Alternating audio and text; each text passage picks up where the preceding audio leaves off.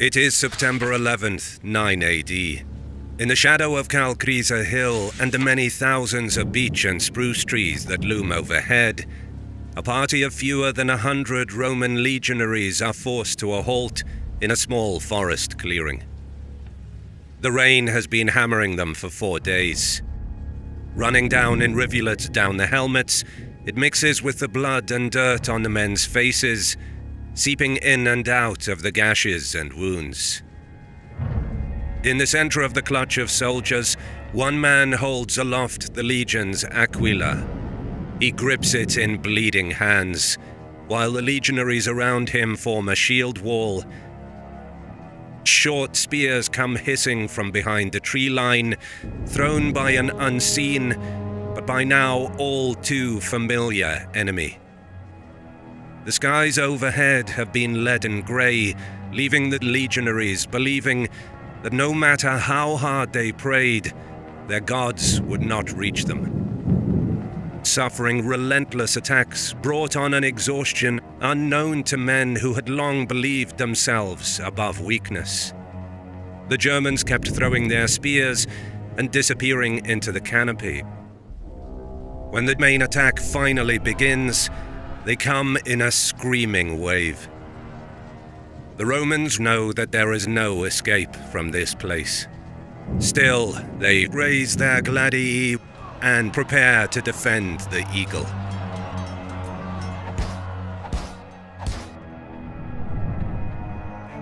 Four days previously, the 7th of September is a merry occasion for the 3 legions under the direct command of Publius Quinctilius Varus, the representative of the people and Senate of Rome, and its imperator Augustus in Germania. Today is their quarterly remittance, and the men's purses are bulging with coins. After a summer with little action in the land of the Germanic Carushi tribe, except mysterious reports of attacks on isolated work details, the 17th, 18th and 19th legions are mustering to march back to their winter quarters on the Rhine by way of its tributary river, the Lippe. At the last moment before the legions move out, rumors begin to swirl of an offensive operation, soon confirmed as orders filter down from the high command. Any disquiet at this change in plans, when all the legionaries want is to spend their wages, is quickly offset by the details of the coming venture. The 3 legions, along with 9 auxiliary units, 6 infantry cohorts and 3 cavalry alae, are not to march by the route they took on arrival, but instead they will move northwest into the lands of the Angevare, and there root out the source of the attacks on the work details and small barracks. Varus, officially announcing the plan from a tribunal stand before the march, has given them leave to forage off the land once they leave the domain of the allied Carushi, which is in effect a pass to plunder. With the men back in high spirits at this unexpected bonus on top of their regular pay, the army of Varus sets off from its summer quarters in happy expectation of some long-awaited sport on the way home. Varus himself was a 55-year-old military and political veteran, well-connected and exuding an air of calm. Married to not 1 but 2 great nieces of Augustus, his first wife was the daughter of Marcus Agrippa, arguably the 2nd man in the empire during his lifetime. A consul 22 years previously, Varus has held governorships in Africa and Syria, and he was particularly noted for his stern punishments in the wake of a revolt in Judea. Although he is known as a man better suited to the camp than to the battlefield, Varus is a capable leader in whom the legionaries are willing to place their trust. Further afield, by the start of the 1st century, the Roman Empire was the master of all of continental Europe west of the Danube and the Rhine. Its armies conquered North Africa, Anatolia, parts of Syria and Palestine. From 11 BC to 4 AD, Rome began the subjugation of the wild Germanic tribes living east of the Rhine. Roman Emperor Augustus tasked his stepson Tiberius with bringing the tribes under Roman control. In a series of campaigns, the empire's armies pushed the frontier east to the river Elbe. But holding on to the region became a burden on the state's resources. 11 Roman legions, some 60 to 70,000 troops were needed to keep the locals in line. But, perhaps most crucially for Varus, in the year 9 AD, the Roman position in Germany is not strong enough for him to operate in the high-handed manner that he is so used to. 3 years earlier, Tiberius, a general whose offensive capabilities and capacity for destruction are well known, departed Germania with 8 legions to subdue a revolt in Illyria, leaving only 3 to his colleague. Tiberius might have declared Germany pacified on his departure, but the tribes themselves had other ideas. Varus's own summer campaign in 9 AD was largely uneventful, largely consisting of deepening diplomatic and political cooperation with the natives. And he now marshaled the Roman army back towards the winter quarters on the Rhine.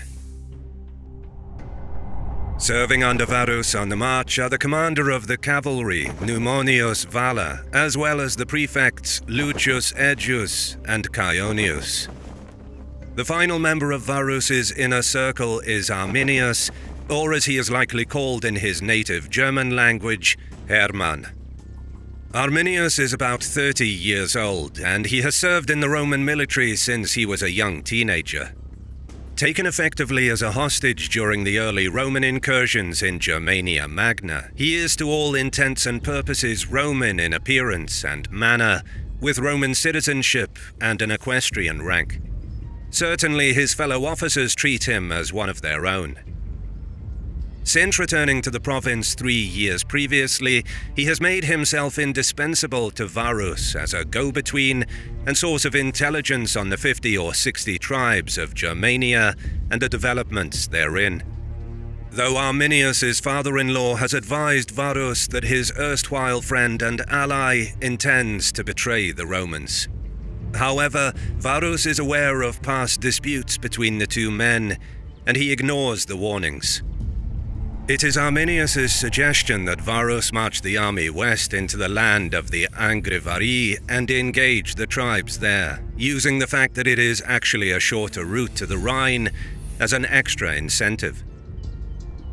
The initial day's march is routine, with the army covering its mandatory 16 miles or almost 26 kilometers over open country before making camp for the night.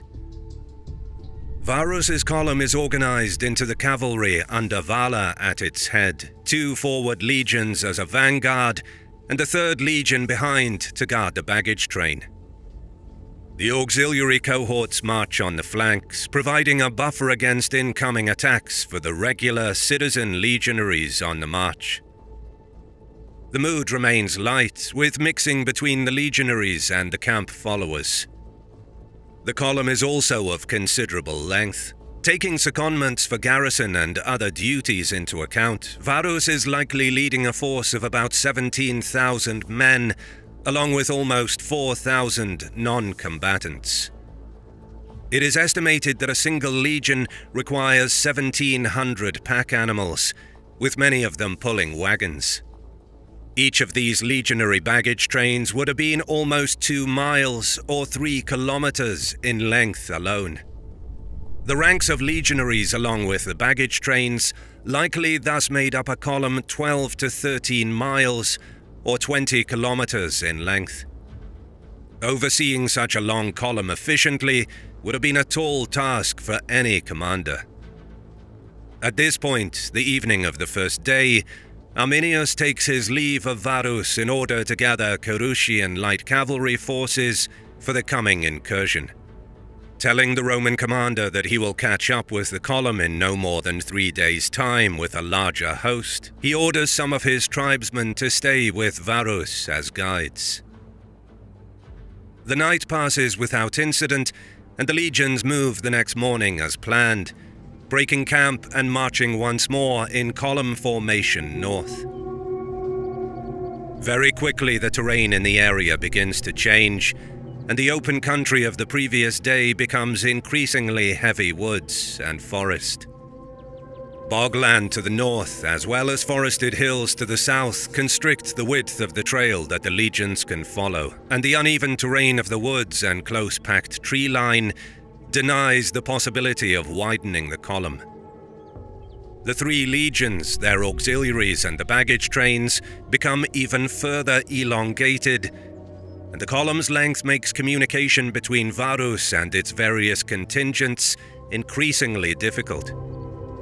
It becomes necessary at points to fell trees to make room for wagons, as well as the carts pulling disassembled heavy weaponry like ballistas and scorpions.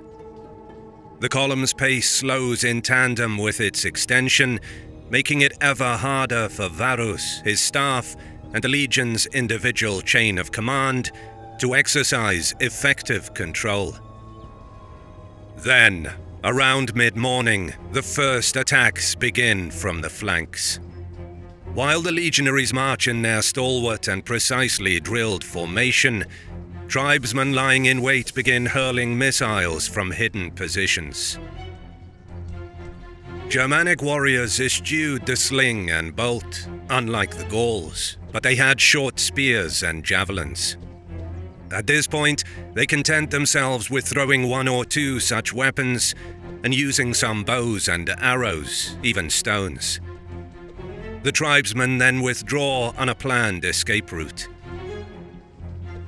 By the time the legionaries have identified the direction of the attack in the dark and oppressive woodland, giving chase is a lost cause. The ambushes come from all directions, right along the column, and the legion's mood becomes one of anxiety and tension that proves to be mentally and physically exhausting. The Romans maintain their discipline through this second day, even though a heavy rain that turns the forest into a swamp starts later in the afternoon. The pace slows even further, particularly as the number of wounded increases and fit men from the line are required to take the injured to the rear for treatment. When the column finally reaches an open clearing where they can pitch camp for 20,000 men, it must feel like a sweet release from the claustrophobia of the dismal forest. While the legionaries sit in their fortified camp, Varus calls a council at which Vala, Aegeus, and Caionius, and the rest of the senior officers are in attendance. The day's attacks have been irritating, and there are some wounded and killed, but the toll is not grievous. Such attacks are largely to be expected as the legions move into hostile territory. Varus gives the order that scouting parties are to be sent out from both the front and rear of the camp. The former is to reconnoiter the road ahead and report back the conditions and presence of hostile forces. The latter scouting party is to move back in the direction the column had traveled since leaving its summer quarters and link up with Arminius and his Cheruscian forces. Varus is relying on Arminius to undertake return attacks on the tribesmen in the forest, relieving the column and its huge supply train as it proceeds out of the forest and toward terrain better suited to its fighting capabilities. The council notes that the ambushes are coming at different points along the column and from either side of the woods, thus having no single source. The Roman command is thus unwilling to commit to a running battle in the woods with its valuable legionaries, which would have the secondary consequence of leaving their baggage open to an attack from the other direction. Without their supplies, Varus's huge army would be unable to operate for long in hostile territory. It is also noted that the scouts Arminius had left with the column are now absent. Varus gives the order that if the rainstorm continues through the next day, the army is to remain in camp and await developments. Next morning, the two scouting parties depart the camp. The first leaves by the rear Porta Decumana to find Arminius and disappears down the forest path. The second leaves through the main gate, the Porta Principalis, and travels carefully ahead of the column to survey the track ahead. While the mood amongst the legionaries and the command is no longer as carefree and ebullient as it had been the morning before, the atmosphere is now likely more of grim determination rather than apprehension. The legionaries are aware that they are in for a fight, but what form that will take, only time will tell. Certainly, the legions intend to take retribution for the insults inflicted on them the previous day. By evening, the forward scouts have returned, and they report to Varus that the road ahead has been blocked by felled trees and other impediments. The party intended to link up with Arminius has not been seen since its departure. The situation is most likely clear to Varus at this point. He has been led into a trap. The warnings of Arminius's father-in-law might be coming back to him in his private thoughts, for he makes a fateful decision. Varus decides the column will press forward, making clear that Arminius's fate is unknown, and that a return to the Carushi territory is not a viable or safe option. If Varus doubts Arminius at this point, he keeps this to himself. Thus, the legions, cavalry and auxiliary cohorts are to march with their fewest provisions, and as many of the supply wagons and other baggage as the army can do without are to be wrecked. Those vehicles that are going with the column the next day are modified so that they make as little sound as possible. Bolts from the Legion Scorpions are issued in place of the Pilum javelins that were used in the first day's fighting. In a final mark of the sudden seriousness of the situation, the legions move out the next morning without striking the camp, and those wounded who are unable to walk are left behind with a few carers. Varus and his officers are entering an ordeal in which they will need every possible tactical advantage, not only for success, but for survival. The army departs the camp in silence. They are led by 3 of the auxiliary infantry cohorts. 2 of the legions follow these advance units, with Varus and his staff in their rear. The 3rd legion came after the commander, and a far smaller baggage train is guarded behind it by the remainder of the auxiliary infantry. 1 cavalry alley accompanies this main column, while Vala and the other 2 are the last to leave, presumably as their greater speed will allow them to catch up with Varus once the deployment is complete. As it is, the state of the ground makes idle hopes of such thoughts. The rain has turned the track into a quagmire, and the obstacles that the enemy has laid in anticipation of the legion's arrival cause interminable delays. With the lack of space for the cavalry to maneuver into the deep woods and bog, any advantage Vala could provide is also negated. Indeed, the static and elevated cavalrymen become an easy target for the tribal raiders when they reappear early in the morning and resume their attacks on the column. The Romans have marched out ready to counter these ambushes, and the auxiliaries enjoy greater success in capturing and killing the raiding parties. Nevertheless, the strikes continue through the day. Gradually, the column begins to move out of the light formation, and each legion becomes notably separated from the others. The baggage train and its auxiliary and cavalry guards have the worst of the situation, as the thousands of men from the legions have passed the already dreadful muddy track before it, and it takes a supreme effort to move the wagons and animals forward through the churned-up mud, while also trying to avoid the lethal attacks of the enemy. Finally, after fighting what is in effect a moving battle for the duration of the morning and the early afternoon, the vanguard enters an area of open ground where it is possible to form up in their regular battle line and create a fortified camp. The remnants of the column limp in over the next few hours. Varus again takes stock of his situation and sees that it has deteriorated significantly. The prefects of both the 17th and 19th legions are dead or missing, and even a cursory observation of the state of the army shows that it has been through a debilitating onslaught. Varus dispatches scouts again to reconnoiter the surrounding area and assess the possibilities for the next step. They report to him that a pass through the hills to the south will likely be impassable to all but the uninjured and the unencumbered. Unwilling to leave his last supplies and wounded behind for the second day running, Varus awaits the scouts from the north.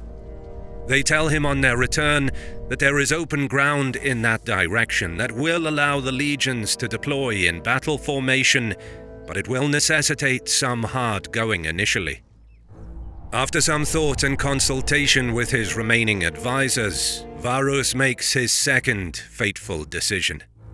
He dispatches Vala with the remainder of the fit cavalry to this open ground in the north, with the orders that he is to alert the Roman garrisons and legions on the Rhine of the situation, and if possible to ask for aid from the Frisian tribe who are allied to Rome. Vala departs as ordered, but as the legions watch from their improvised stockade, a second cavalry force, unmistakable to the men in the camp, hooves into view. It is Arminius's cavalry, many of them outfitted as Roman auxiliaries. They fall upon Vala's force. In a short and brutal battle, the Roman mounted contingent is wiped out. Finally, the full extent of the catastrophe becomes inescapable to Varus and his army. Arminius has betrayed them. It was he who had orchestrated the attacks on isolated Roman units through the summer, all the while convincing the tribes of Germany that now was the time to throw off the Roman oppressor who had taken their freedom and their wealth in the form of punitive taxes. After convincing Varus to take the route through the Angrivari lands and ensuring that the Romans were trapped like a spider in a bottle, Arminius left a column to raise his host, and he has been shadowing them ever since. Having none of the communication problems of the isolated column, he has sent word ahead to the Bructeri to launch the initial attacks, and then continue while the Angrivari join as the column goes deeper into the Calcrisa wood. After killing the scout detachment that Varus sent to him for aid on the first night, he then entered the Romans' first camp and slaughtered the wounded who could not join the march the next morning. Now, supremely confident that there is no escape for Varus, he has no qualms about revealing himself. While the small number of survivors from Vala's sortie make their way back to the camp, Varus makes his third and final critical decision. No doubt aware that his command has become the most disastrous defeat of Roman forces by a foreign enemy since Crassus's army was wiped out at Carrhae, Varus is determined that he will not suffer the same ignominy of torture and death at the hand of his nemesis. That evening, he and most of his staff take their own lives by the traditional Roman means of falling on their swords. The officers he has left behind attempt to burn the body and give the proper funeral rites, but they lack the necessary fuel, and so Varus's body is buried after a partial cremation. The third night that the Romans spend in the field is dark indeed. The tribes constantly try to dishearten and disturb them by blowing horns, many captured from the survivors' own dead comrades, and shouting threats and warnings at the exhausted sentries. The next morning, Aegeus and Chionius take command of the remnants of the legions and even more depleted auxiliaries. There are still thousands of men under their command, and surrender is not an option. Roman soldiers do not discuss terms with an enemy still under arms. Egeus and Chaonius intend to either keep their lives or trade them for a very high price.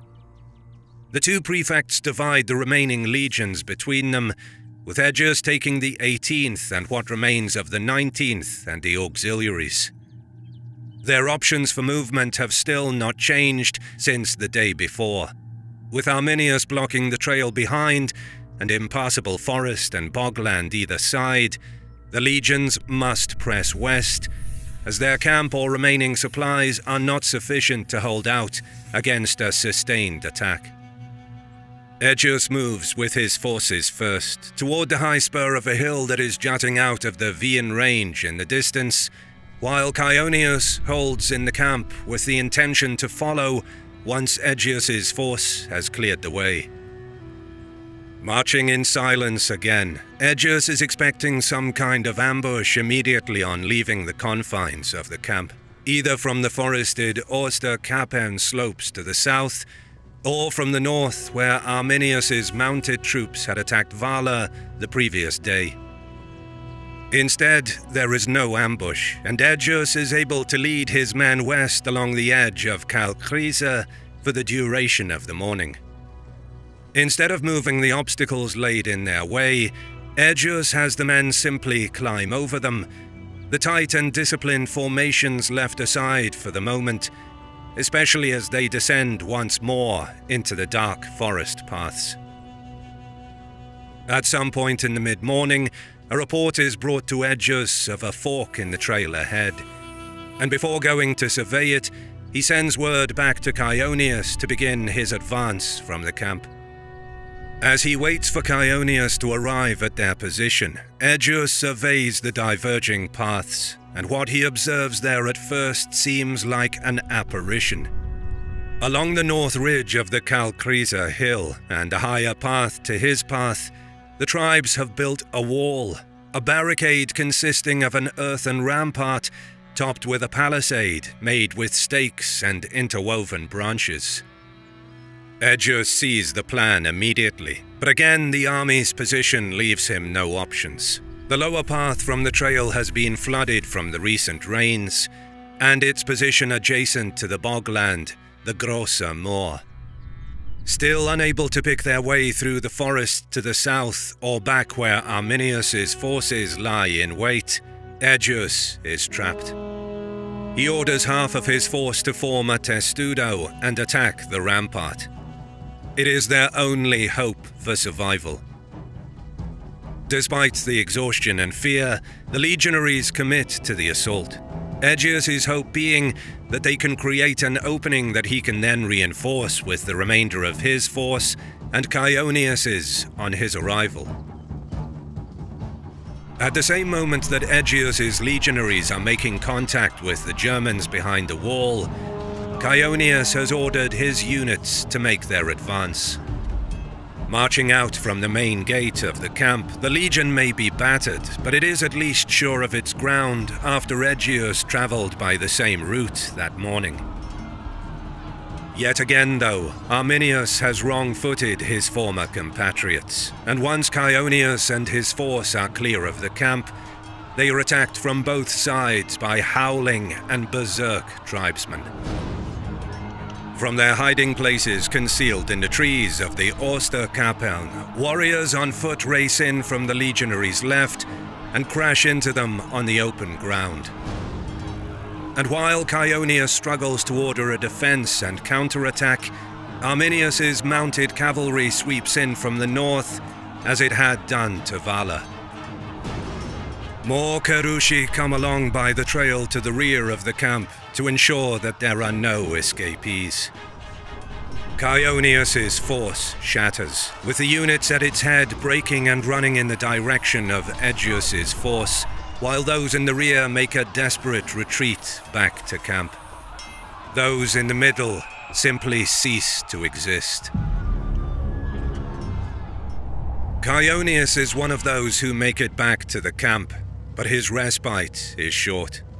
Arminius, after clearing the battlefield, rides to the camp and summons Chaonius to meet him. There he forces the defeated prefect to show him to the buried body of Varus, before ordering a general massacre.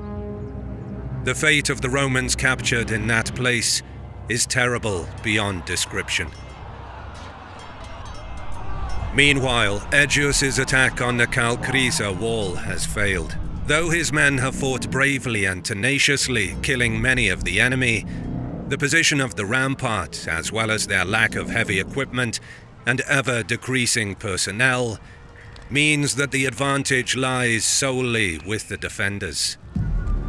When the injured and panicked remnants of Chaonius's legion reach Aegeus's command post and relates the complete destruction of their force, Aegeus sees where fate and fortune have brought him, and he resolves to meet his destiny. Forming up the last torn units of what just 3 days previously was one of the most powerful, proud, and disciplined forces of armed men on Earth, Aegeus orders that the legionaries abandon attacks on the wall and attempt to get around it. Under a hail of missiles from the now regrouped Germans, the Romans run alongside the wall, taking casualties with every step, but doggedly carrying on until the combination of attacks and terrain once again slows them to an agonizing stop. When Arminius and his forces arrive, now carrying the head of Varus as a war trophy, they crash into Aegeus's rear and cause an immediate collapse of any formal structure or organization. Some of the Romans attempt to fight the tribesmen off, while others make a panicked attempt to flee over the bog, where they either drown or make for easy pickings with their slow progress. Aegeus and the most stalwart cluster around the Eagle to make a last stand, a heroic yet doomed final effort. When Arminius and his own exhausted tribesmen survey the destruction from Calchrisa, it must seem hard to comprehend in its sheer scale. 3 legions and an army that stretched for over 20 kilometers wiped out over the course of 3 days of fighting, with battle sites ranging across scores of miles and no fewer than 3 ruined Roman fortifications. Arminius gives orders to his own men, their numbers also severely depleted and thoroughly exhausted after the tribulations of the week, that word is to be sent to every tribe in Germany: the Romans are no more. In the immediate weeks and months after the cataclysm in the Teutoburg forest, Roman forces around Germania Magna are attacked and overrun. Strategically, however, while the loss of so many soldiers was embarrassing and mourned in Rome, there was no question of Arminius crossing the Rhine or putting Rome itself under any direct threat. Given that he devoted himself to building up his forces in the wake of the Teutoburg, rather than going on the offensive, indications are that Arminius's losses in his betrayal of Varus had been costly. Greater Germania would never become a province of Rome, it is true, but the Teutoburg was a beginning rather than an end. Arminius and his tribes won a victory that will live in eternity, destroying more than 10% of the entire Roman imperial army, but one battle does not make a war. The Germans had to transform themselves into monsters in the woods of Teutoburg to tear down the legionary killing machines. But the Romans had their own beasts, and even as Arminius savors his victory, one of them is preparing to march. With the muffled sounds of Augustus rending his garments and howling for his eagles stalking the corridors of the palace, Tiberius and his nephew Germanicus are consulting maps and readying themselves to march north into Germania. Death is coming with them. The survivors of the infamous disaster of Teutoburg Forest are hunted down by Germanic warriors in the days following the battle. Most Romans who make it to the Lippe coalesce in the fort of Aliso, commanded by Prefect Lucius Caedicius. Arminius catches up to them a day later. Besieged at Aliso for weeks, the Romans suffer several major assaults on the camp. But Lucius's firm command keeps the men in line. They are to endure at all cost. With thousands of Romans in Aliso, who retreated not only from the Teutoburg forest, but from around Germania Magna, Arminius is eager to crush this remaining enemy strongpoint. With eyes ever vigilant, Lucius sees his chance. Sword in hand, he leads the breakout attempt. Perhaps one of the unsung heroes of the Roman army in Germania, the valor and leadership of Lucius Caedicius preserves the lives of thousands of troops as they fight their way out. Around this time, Arminius's message is received by Augustus, Varus's severed head in a box. Meanwhile, from Aliso, Caedicius's own message sent to the Rhine is relayed to Rome. The barbarians have breached the defenses. They are inside the camp. Our legions in Germania are no more. But Rome will endure. Rome will always endure. In the immediate aftermath of Varus's defeat and the destruction of the army of Germania, Rome is plunged into emergency and mourning. Exaggerated stories spread among the populace about the columns of fire and desolation on the far side of the Alps. Fear grows that the barbarians will sweep through the mountain passes into the Po Valley. But Augustus keeps a cool head. His adopted son Tiberius, Rome's most able general, has been awaiting his triumph for the successful conclusion of the revolt in Illyricum, but he is instead ordered to move north. In Italy itself, Augustus reintroduces conscription of both the young men and retired veterans to replace the thousands of professional legionaries lost to Arminius. Some of the legions recently fighting under Tiberius in Illyricum are moved to reinforce the bases on the Rhine. More troops are brought from the stable provinces, most notably the 2nd Legion Augusta, marching from Spain. These reinforcements are intended to bolster the 2 legions under Lucius Nonius Asprensis, Varus's own nephew, that he brought from Moguntiacum to the lower Rhine. The single pontoon bridge at Vetera that was accessible to infantry and cavalry is cut away and rendered useless to prevent the Germanic army from crossing into Gaul. Arminius indeed uses the momentum of the victory at Teutoburg to advance on the Rhine and clear any sign of Roman presence along the eastern riverbank. He sweeps the lands of the Ubii in the north to the Usipeti in the south. Roman forts are seized and villages loyal to the empire are plundered. Arminius then retreats to regroup and prepare for next spring. When Tiberius arrives at his new headquarters, he brings composure to the men in the aftermath of the shock of the collapse in Germania. Although he is known as an authoritarian who pushes his men harder than most other commanders, he is also a general who will not needlessly risk their lives in unnecessary gambles. It is illustrative of his unhurried but invariably successful approach that despite this massive build-up of power in time for the campaigning season of 10 AD, Tiberius does not immediately strike into the wilds of Germania. Instead, he takes the time to organize his forces, stabilize Gaul, and further strengthen the forts along the Rhine. On the other side of the river, it becomes clear over the course of the next year that Arminius may well have overplayed his hand. The German leader makes no attempt to cross the Rhine, perhaps lacking the capability for such an operation, or facing opposition from other tribal leaders who deem the venture too risky. But most notably, aside from devastating the territory directly facing Rome, he does not attack those tribes on the periphery, like the Frisians or the Batavi, who are still loyal to the empire. To the Romans, this may have indicated that Arminius's reach is limited, even in Germania. Noting this, Tiberius understands what is to be done. Continue the steady build-up of overwhelming Roman military capability and resources, and then launch a thorough sweep over the land between the Rhine and Elbe rivers.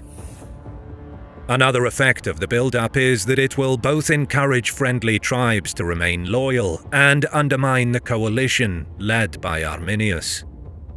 By the start of the year 11, Tiberius has 8 legions at his command, along with equivalent auxiliaries and his capable and skilled nephew Germanicus.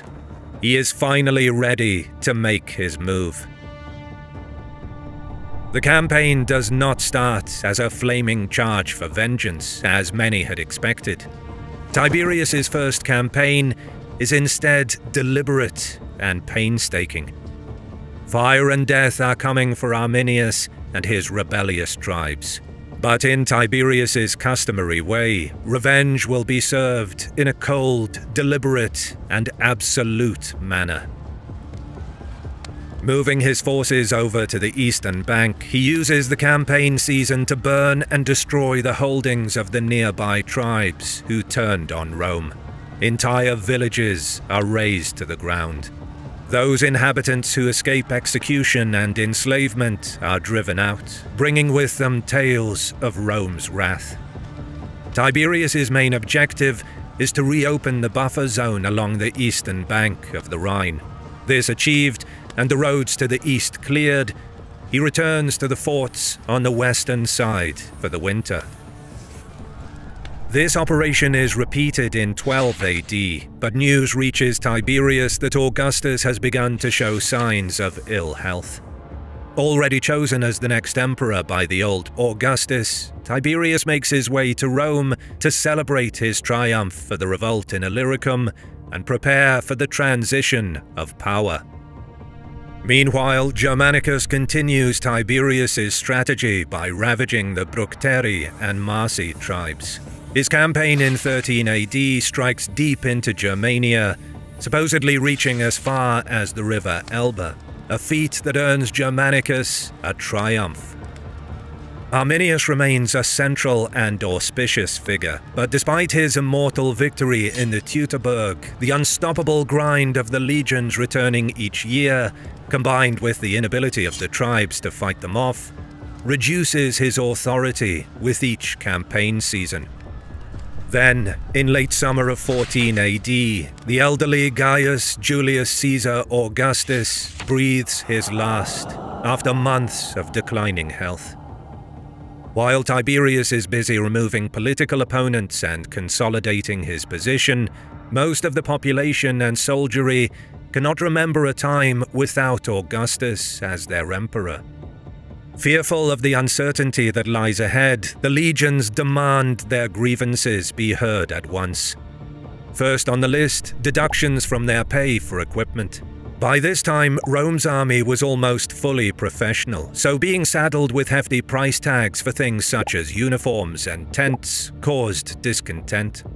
Worse, the purses of the legionaries are regularly fleeced by corrupt centurions who take bribes in exchange for lighter duties and other perks.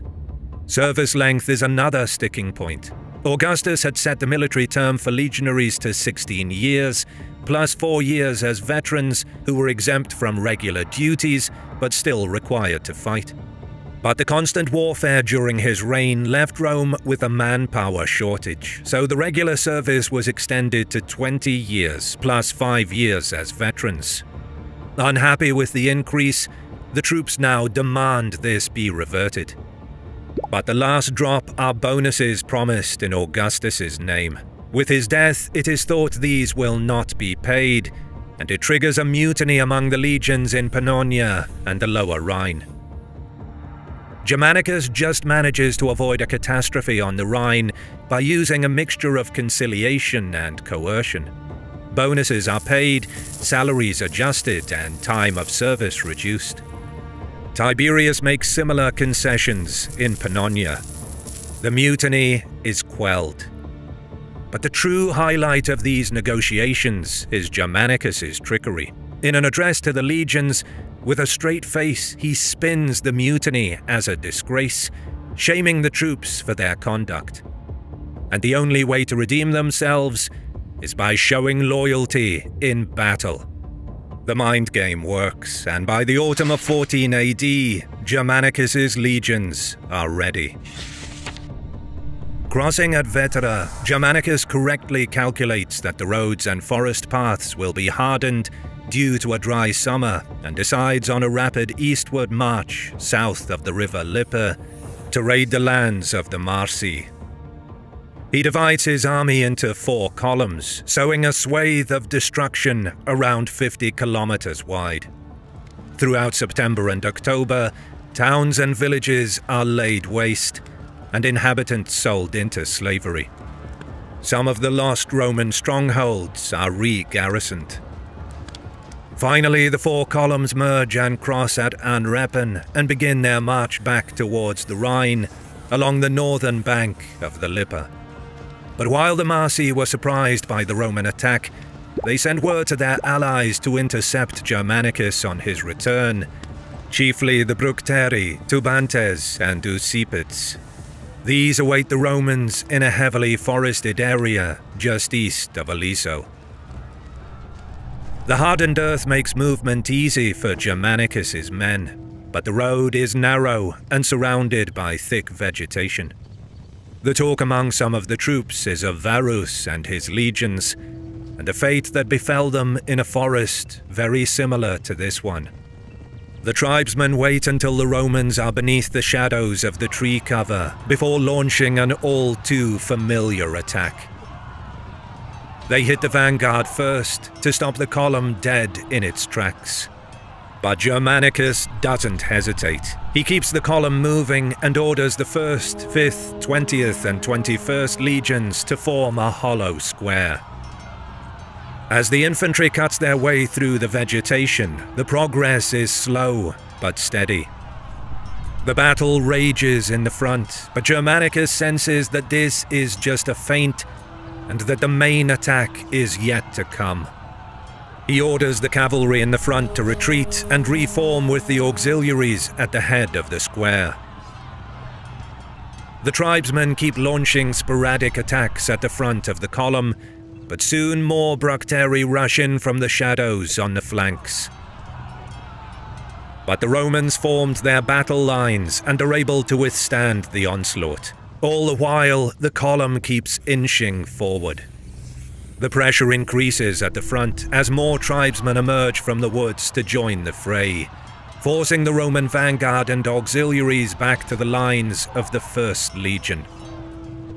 However, despite attacking from multiple directions, the tribesmen still cannot stop the advance of the legionaries. Moreover, Roman losses are minimal, and they become more emboldened with each repelled attack. But Germanicus urges the men not to get carried away, insisting that the main strike is yet to come. Sure enough, sometime in the afternoon, the familiar strident howls and screams come from the rear as the main tribal host charges in. From the center of the square, Germanicus directs the cavalry to close ranks with the auxiliaries to receive the initial blow. The overwhelming assault from the rear does nothing to stop the advancing column, but for the first time, the Romans suffer heavy casualties.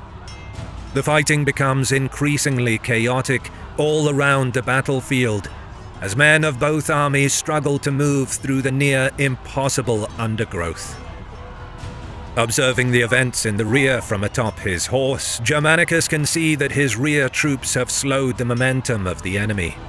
This is the moment he's been waiting for. At his signal, the column comes to a halt, and the 20th Legion charges the Bructeri host in the rear.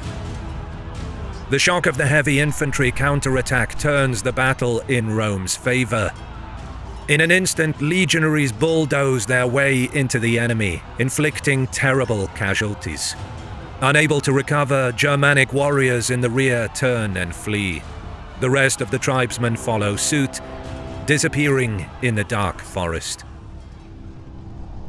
The rest of the march towards the Rhine continues without incident.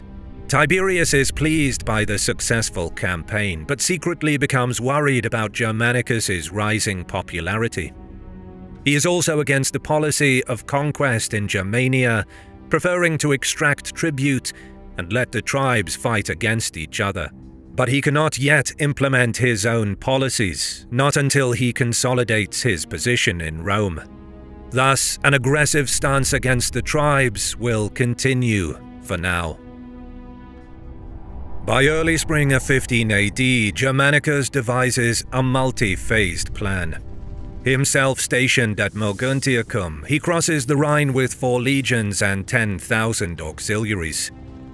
The main objective of the spring campaign is the lands of the Chatti, described by Tacitus as having a well-developed political and military structure, and who are perhaps the most formidable tribe in all of Germania. He leaves a small detachment to rebuild the fortification on Mount Taunus. Engineers are tasked with building makeshift roads and bridges to speed up movement through hostile territory. Germanicus proceeds to annihilate their towns and villages, eventually razing their capital Matium to the ground. Tribal embassies are turned back. Death, enslavement, exile. This is the fate of the Chatti warriors and their families. Desperate pleas for aid are sent to the Carusi. But Aulus Caecina, having made his own crossing with 4 legions and 5,000 auxiliaries, advances rapidly along the northern bank of the Lippe to create a diversion in the Carusi territory. Villages are set ablaze, but Caecina avoids larger settlements and mostly stays on the move. The main goal is to keep Arminius pinned down and unable to come to the aid of the Chatti. Caecina was one of the right-hand men of the late Augustus. He is one of the finest military men in the empire. On the return journey, he enters Marsi lands from the east, yet again catching them by surprise, and unleashes further destruction. He forces their commander to surrender, thus knocking out one member of the Germanic coalition. The Lightning Two-Prong campaign is a total success. With the Marsi and the Chatti reduced, the hated Carusi will be next. But Caecina's diversion in Carusi territory creates political fallout, which endangers Segestes, the leader of the pro-Roman faction. Segestes is Arminius's father-in-law, but also an ally of Rome. Before the Battle of the Teutoburg Forest, it was he who warned Varus that Arminius was planning to betray him, but his warnings were ignored. Now Segestes is suspected of inviting the Romans into Carusi lands, which ruins his standing among the tribal elite. Worse, he orchestrates the kidnapping of his own daughter, Tusnelda, from Arminius. She is Arminius's wife and is pregnant with his child. The other leaders turn on him, and he is besieged in his fort by Arminius. Germanicus, reunited with Caecina at Vetra by April, recrosses the Rhine to rescue Segestes. He brings the full weight of his 8 legions to bear. The Romans plow through enemy territory unopposed, as the tribes still cannot organize a response. After crossing the Weser River, Germanicus reaches Segestes' fort. The overwhelming Roman presence forces Arminius to retreat. With Segestes and his relatives in tow, the Romans march back towards the Rhine frontier. However, the taking of Arminius's pregnant wife angers the neighboring tribal leaders. They see it as Rome coming for their noble women and children, and in their minds, this brazen act cannot go unpunished. Many join Arminius's cause. Germanicus failed to anticipate that the act of rescuing Segestes will rally the tribes and give new impetus to the anti-Roman alliance. The swelling of Arminius's ranks causes alarm. But Germanicus counters by shipping off the pregnant Tusnelda to Ravenna. She eventually gives birth to a boy, and Tiberius makes sure to let Arminius and his allies know that his son will be raised as a Roman. Not only does this hurt Arminius's prestige, but Rome now has leverage against him.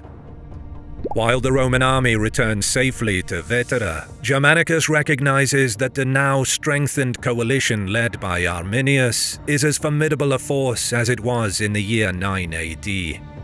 And with Tusnelda's captivity enough to enrage the tribal elite across Germania, Arminius can spur them into a massed attack on a single point that could overwhelm the Roman frontier. Swift action must be taken. Wasting no time, Germanicus launches a massive combined operation. 3 army groups set out in the summer of 15 AD. The goal of the campaign is to dismantle yet another strong member of Arminius's coalition, the Bructeri, which would finally open the way to the Carusi lands. Caecina cuts straight across the Rhine towards the Bructeri from the southwest. Stertinius marches with his group on a wider flank from the south. Meanwhile, Germanicus leads an amphibious contingent from the mouth of the Rhine, intending to disembark at the Ems estuary. Following him on land with the cavalry is Albinovanus Pedo, who recruits more men from the friendly Frisi. Once they join forces, their plan is to move south along the Ems River and gather more recruits from allied tribes. Both Germanicus and Caecina are joined by survivors of the catastrophe of 9 AD who are familiar with the terrain. The giant Roman pincer closes on the Bructeri, who are already conducting a scorched earth retreat, but they are unable to escape in time. As Tacitus writes, amidst the carnage and plunder, the Romans under Stertinius found the eagle of the 19th Legion. The 2 army groups reunite, but Arminius manages to slip past them and retreat towards the forest in the east. Germanicus pursues, and it is while he chases the fugitive traitor that he comes upon the rotting remnants of Varus's legions in the Teutoburg forest. Bones strewn about, heads nailed to trees. The grim spectacle causes a visceral reaction among the troops. Germanicus orders the dead to be buried. He is the first to start digging. In grief and in anger, the legionaries proceed to bury the remains of their comrades for much of the afternoon. Germanicus sets off once more to eradicate the architect of that slaughter. He doesn't have to look far. Arminius is close, but maintains distance. He uses the pathless woods and thick vegetation to hide his movements. The Roman cavalry is ahead of the rest of the column and staying on Arminius's heels to slow down his retreat. But Arminius loses them in the woods ahead. Unable to see more than a few meters in the thick undergrowth, the pursuing Romans can tell by the tracks that the enemy must be close. Then, out of nowhere, they run into Arminius's line, already formed among the trees. A spontaneous fight breaks out as more Roman cavalry join in. In the overgrown forest, it's difficult to assess the size of the enemy force. But then a war cry comes from either flank at Arminius's prearranged signal. The Romans have fallen into an ambush. Attacked from 2 sides, the cavalry is instantly pushed south towards the swamp. To avoid getting surrounded, the Romans begin a fighting retreat. Despite the surprise, the cavalry maintain discipline and suffer minimal losses. Germanicus's preparations are yielding results, as his troops are now better trained to fight in these conditions and circumstances. Germanicus can hear the ongoing battle in front of him and brings the men forward to form a line, with the rest of the column still trailing behind. Not long after, the retreating Roman cavalry runs into the infantry, with Arminius right behind them. Amidst the carnage, Germanicus continues to form and extend his line among the trees, and begins a limited advance to allow his embattled cavalry to retreat. Arminius's army is stopped dead in its tracks, but they push hard against the Romans. A fierce fight ensues, and the tribesmen give a good showing, matching the Romans in close quarters, blow for blow. Over the course of an hour, the Romans gradually deploy in battle order, forcing Arminius to disengage. He pulls his men back a stone's throw from Germanicus to assess the situation. Now that the Romans are fully deployed and ready for a fight, Arminius decides against another attack. Meanwhile, for Germanicus, continuing the pursuit might leave his army stuck in hostile territory once the cold season begins. Eventually, both armies turn and retreat in good order. Arminius finally had the chance to size up Germanicus, and he more than met his match in the young Roman commander. Following the battle, Germanicus feels satisfied with the work done. Thinking the legions are sufficiently bloodied, he marshals the army back to winter quarters.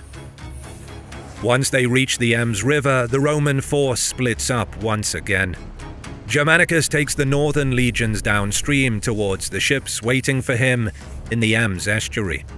Albinovanus and the cavalry join him and will proceed to follow the fleet on the coast.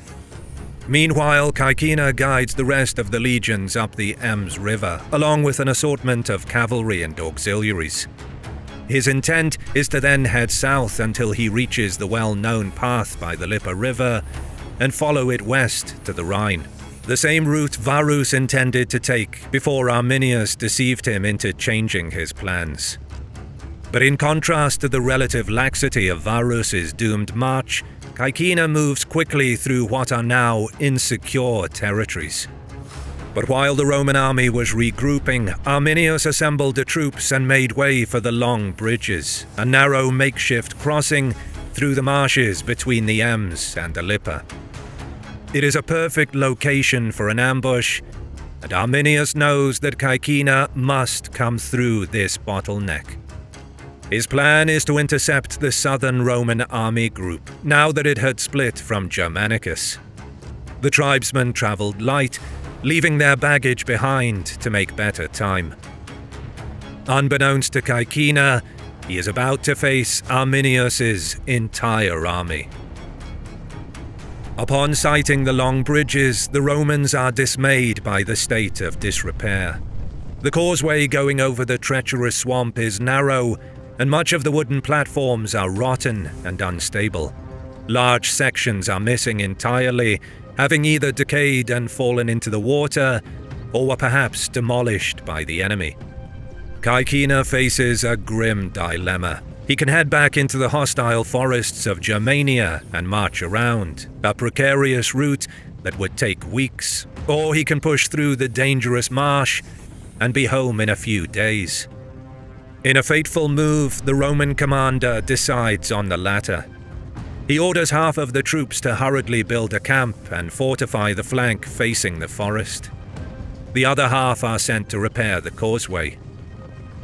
The long bridges can best be described as logs or planks laid on top of supporting pillars to create platforms that serve as a road over otherwise impassable swampy terrain.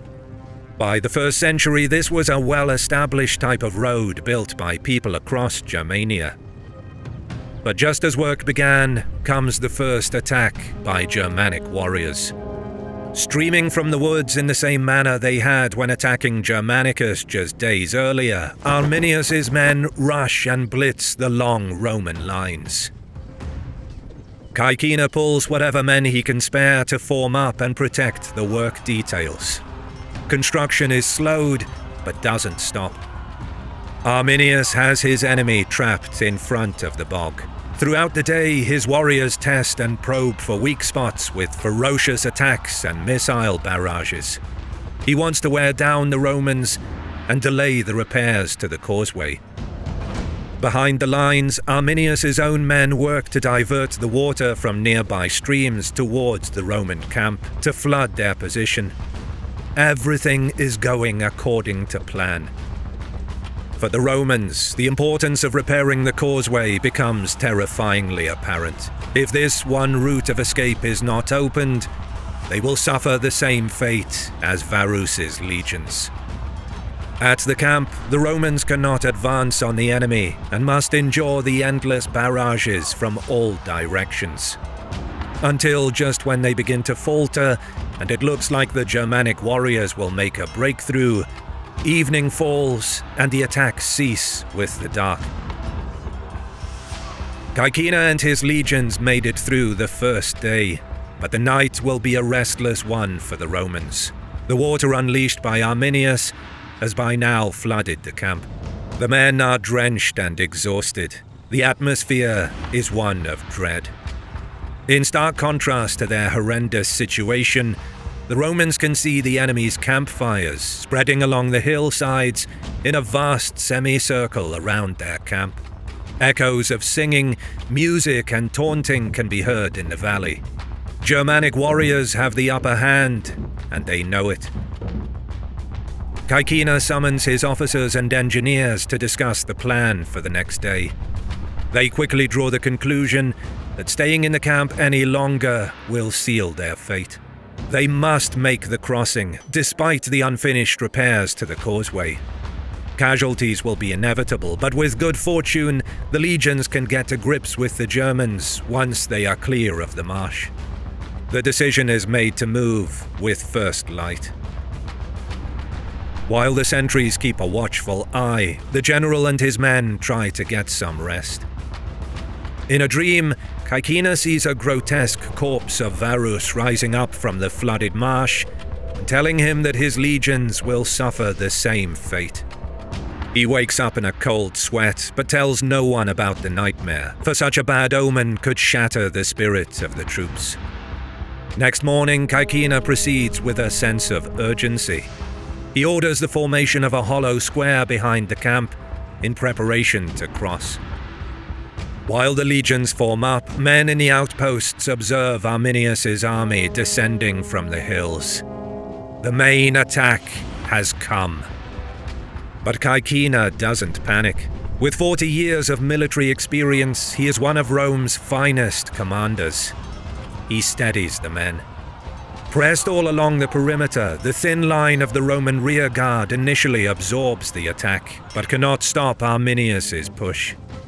However, they bide just enough time for the square to form and start moving, before they too retreat to join them.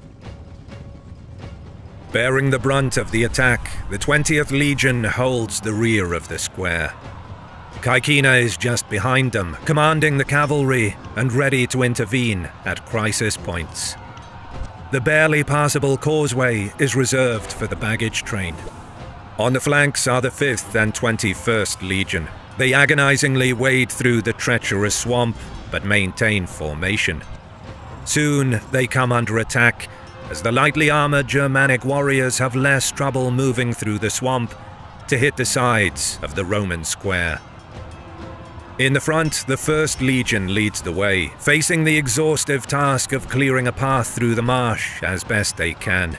But it's hard going, as there is barely any solid ground to stand on, and in some places the water is too deep.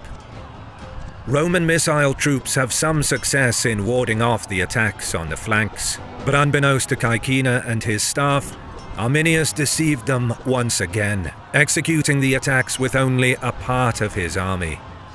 The ongoing assault is just a diversion. His best troops are still held in reserve, lurking just out of sight. And just as Arminius predicted, Caecina's army is forced to stop when their baggage train gets bogged down. Hours go by, but the men in charge of the baggage are unable to get the carts moving. All the while, the legionaries forming the square are forced to make their stand, nearly submerged in muddy water, amidst the thick vegetation of the swamp. By noon, some of the legionaries have had enough. In desperation, they leave their positions to help get the pack animals and the carts out of the mud. But this creates gaping holes in the shield wall leaving the entire Roman army vulnerable. Sensing blood in the water, Arminius pounces. The battle on this day will be terrifyingly familiar to any veterans of the Teutoburg who have taken service with Caecina. The Germans sprint from the woods in their thousands. Lightly armored, they move through the swamp with much better dexterity than the legions can manage. Arminius leads an elite unit himself, focusing their attack on the baggage train where most of the officers and eagles are located. He shouts, Varus and his legions trapped once again in their doom. The Roman formation breaks. Another catastrophe is afoot. In a panic, most troops fight their way back towards the camp they had just left, where solid ground can at least give them a fighting chance. Caecina rides into the midst of the fighting, trying to shore up his men, but his own horse is brought out from under him. He is eventually surrounded and almost killed, before members of the First Legion double back and fight to rescue him. The chaotic retreat shatters any semblance of order, leaving every man to fight for himself.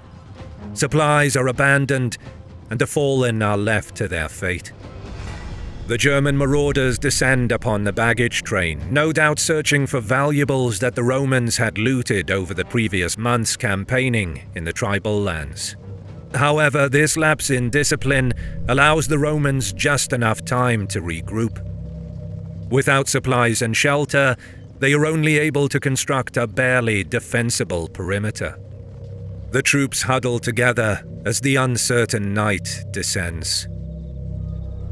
With few rations, despair makes its way around the threadbare camp, and the legionaries feel that all hope is lost.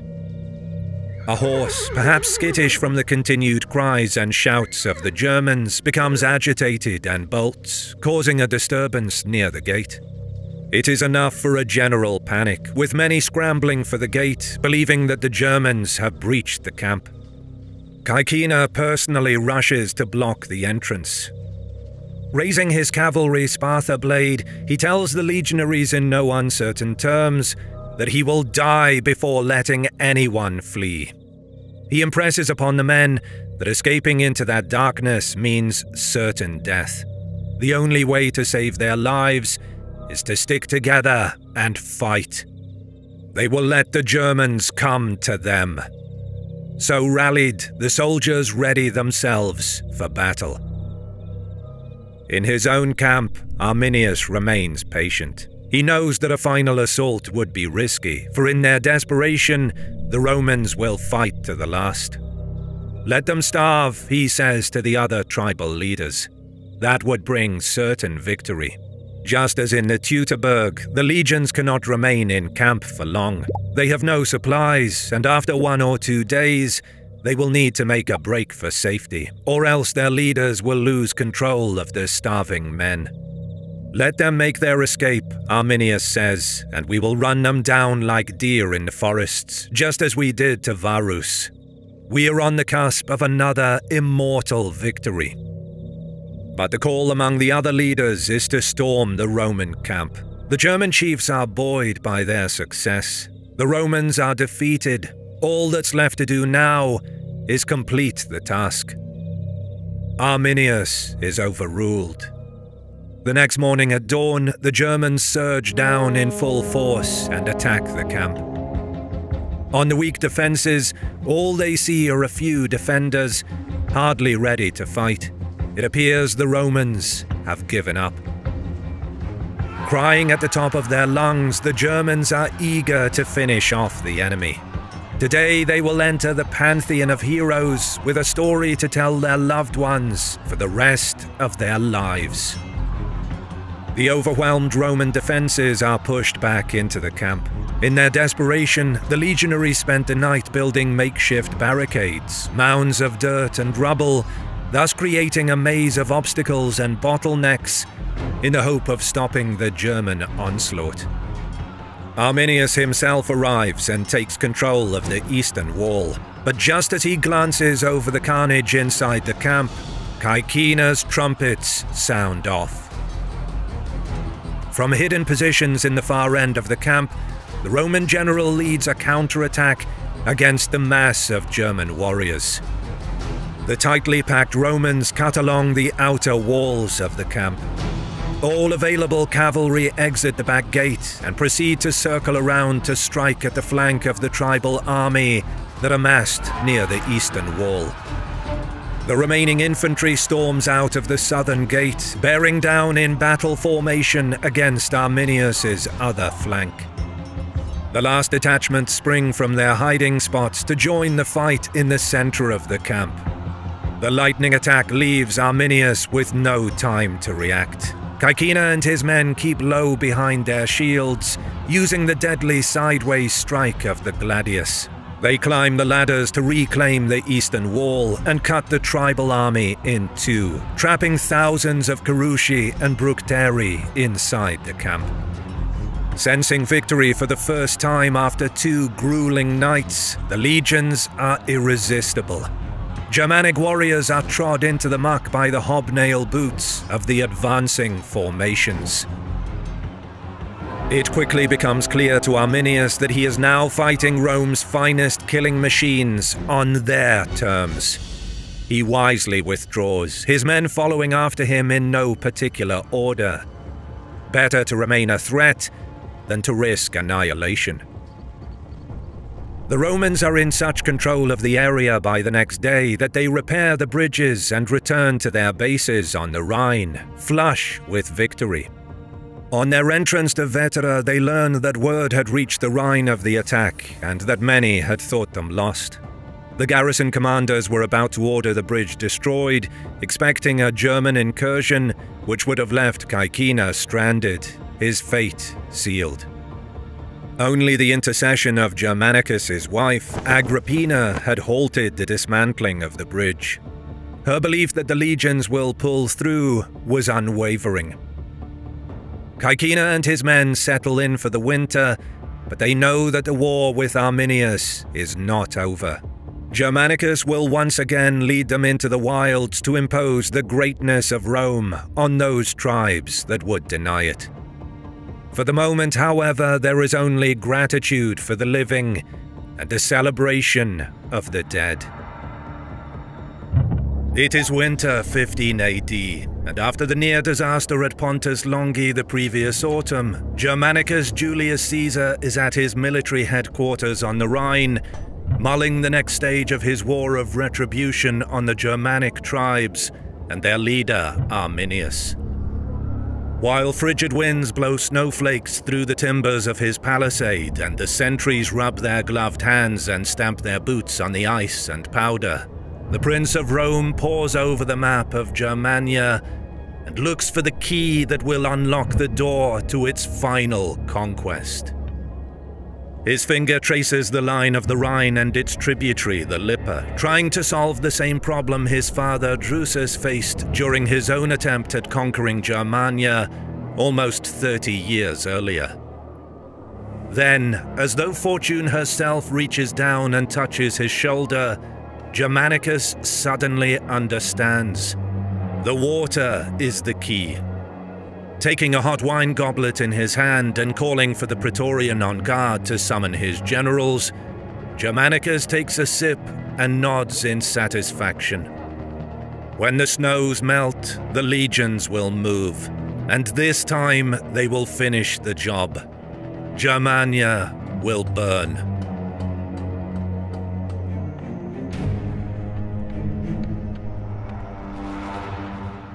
At the start of the year 16 AD, Germanicus is determined to achieve a decisive victory. His solution: use the rivers of Germania Magna. No fewer than 1,000 ships were constructed during the winter in the ports along the lower Rhine. Frustrated that his previous campaign failed to conquer new territory, the Prince of Rome is of the opinion that he defeated the Germans in the field and on fair ground. But the tribesmen were aided by dense woods, swamps, as well as the short summer restricting the duration of the campaign. The main problem, however, as he saw it, was his overstretched and vulnerable supply lines, slowing his army down and limiting the scope of operations. Thus, the gargantuan fleet is intended to carry men, material and livestock from the bases on the Rhine across the Northern Sea and into Germania itself for the duration of the campaign. According to Tacitus, Germanicus knows that with uninterrupted logistical support, his legions will be able to move faster and strike deeper into enemy territory before winter sets in, while their deadly effectiveness will bring victory on the battlefield. The first part of his plan is to strike the Chatti to secure his southern flank.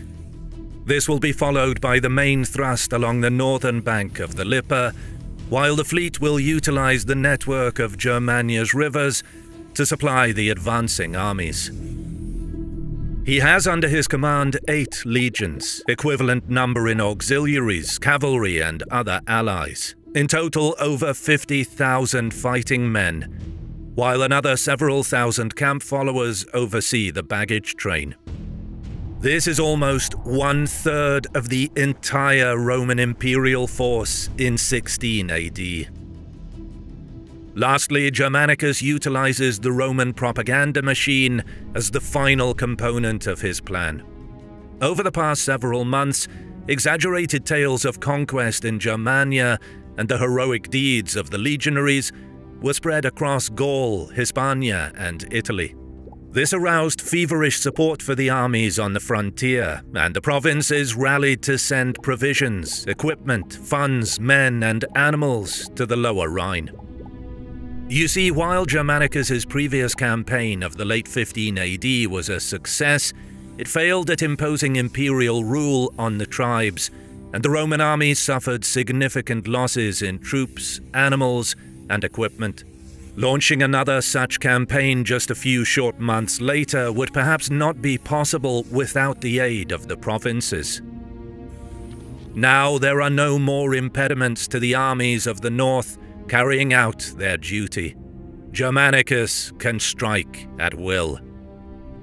But across the Rhine, the tribes are also rearming. In a meeting with the other chiefs, Arminius's primary goal is to keep the coalition together, as there are clear signs that some are wavering. Quite understandable given the terrible losses they suffered at the hands of the Romans the previous year. Yes, it is true that replacing the fallen troops will be difficult.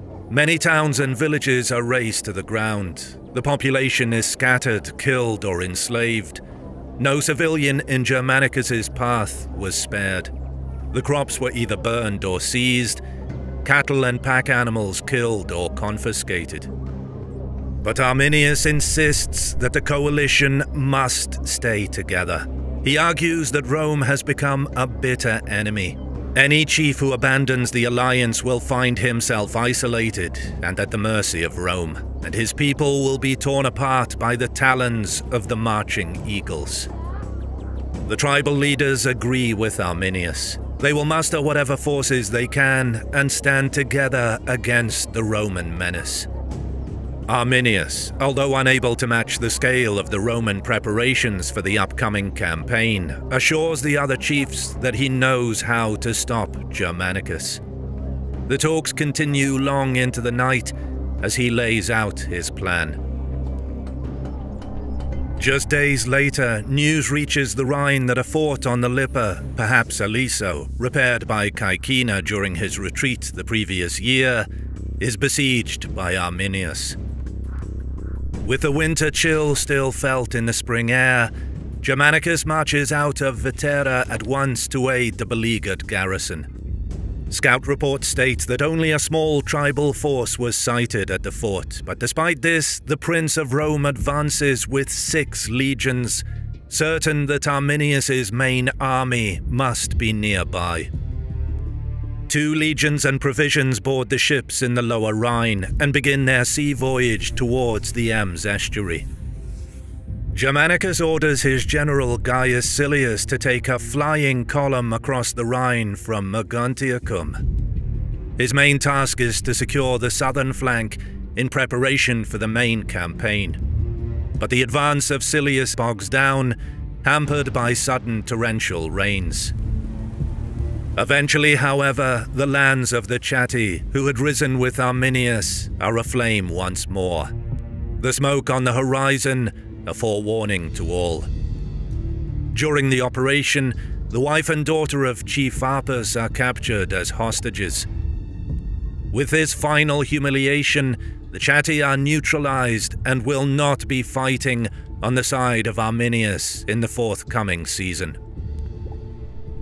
North of the Lippe, word of the approach of Germanicus's overwhelming force spreads far and wide. Arminius promptly retreats before the arrival of the legions, apparently unwilling to face the Prince of Rome. Once at the fort, Germanicus repairs an altar erected by his father during his own Germanic campaign decades before. Funeral games are held in his and the fallen legion's honor. But most importantly, fortifications, outposts, barriers and earthworks are repaired and manned between Aliso and Vetera. Germanicus is determined to re-establish total control over the northern bank of the Lippe and use it as a forward base of operations to strike deeper into tribal territory. But curiously, Arminius is nowhere to be seen. Germanicus suspects that his foe has laid a trap somewhere, but despite this he abruptly moves north to meet the fleet that is carrying additional troops and supplies. The ships reach the Ems estuary, but the low water level in the tidal flats prevents them from going upstream and forces them to disembark on the western side of the bay. Work on building a camp and a bridge to reach the eastern shore begins at once. Meanwhile, the cavalry ventures out in search of crossing points to the right bank, from where the army can continue their eastward march. The estuary is abuzz, as over 50,000 Roman troops turn it into a temporary settlement. Some days later, the Angrivarii scouts spot the Romans. With most of their troops with Arminius, they are caught completely by surprise. It is likely they expected Germanicus was leagues away to the south, closer to the Lippe.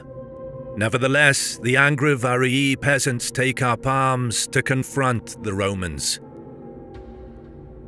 Germanicus dispatches Stertinius with cavalry and fast-moving light troops to deal with the tribesmen. No quarter is to be given to any Angrivarii they encounter. They will be quelled by burning and killing. This is a Roman-style vendetta in response to the slaughter of their brothers in arms at the Teutoburg. Germania Magna will answer for its treachery. The improvised tribal army has no chance against the Roman and Batavian cavalry. Once dealt with, Stertinius proceeds to destroy a number of Angrivarii towns, while the rest of the army continues the advance beyond the Ems.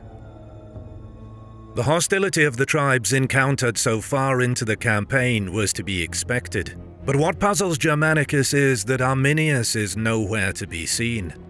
He did not come to the aid of the Chatti, did not contest the Roman advance up the Lippe, nor attempted to protect the Angrivarii.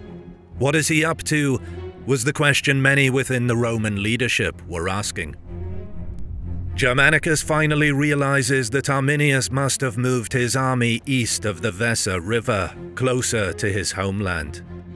The tribal warlord is baiting the Roman commander to go east, which will stretch his supply lines and drag him into less familiar territory. Arminius knows that the Prince of Rome desires a decisive victory. To get it, he will have to cross the Weser.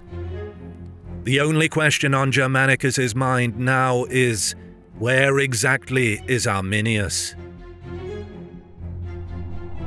Finally, the Roman commander finds his adversary. Standing on the far bank is Arminius, the man who is beyond a villain and a scourge in the eyes of the Romans. He is a traitor. The legionaries alongside which he once fought now stare at him with vengeance in their eyes, waiting for the order to attack. With only his guards in tow, Arminius boldly approaches the river and asks for his brother Flavus to come forward. After Teutoburg, Flavus continued to serve in the Roman army, a gouged eye and scar serving as mementos he gained a few years ago. When he sees his brother on the opposite bank, Arminius orders his guards to withdraw and asks the Romans to do the same. Once the two are alone, Arminius quips, "How did you earn that disfigured face?" clearly mocking his brother for naively serving the Romans. Flavus yells and waves his arms as he describes the riches and status he acquired. "Pah, that's all you got for being a slave," jeers Arminius. Flavus fires back, "Your wife and son are in Roman captivity, yet they are treated with honor." This was perhaps a threat to his brother that Rome will show mercy to them if Arminius surrenders, but may choose to kill them if he remains defiant.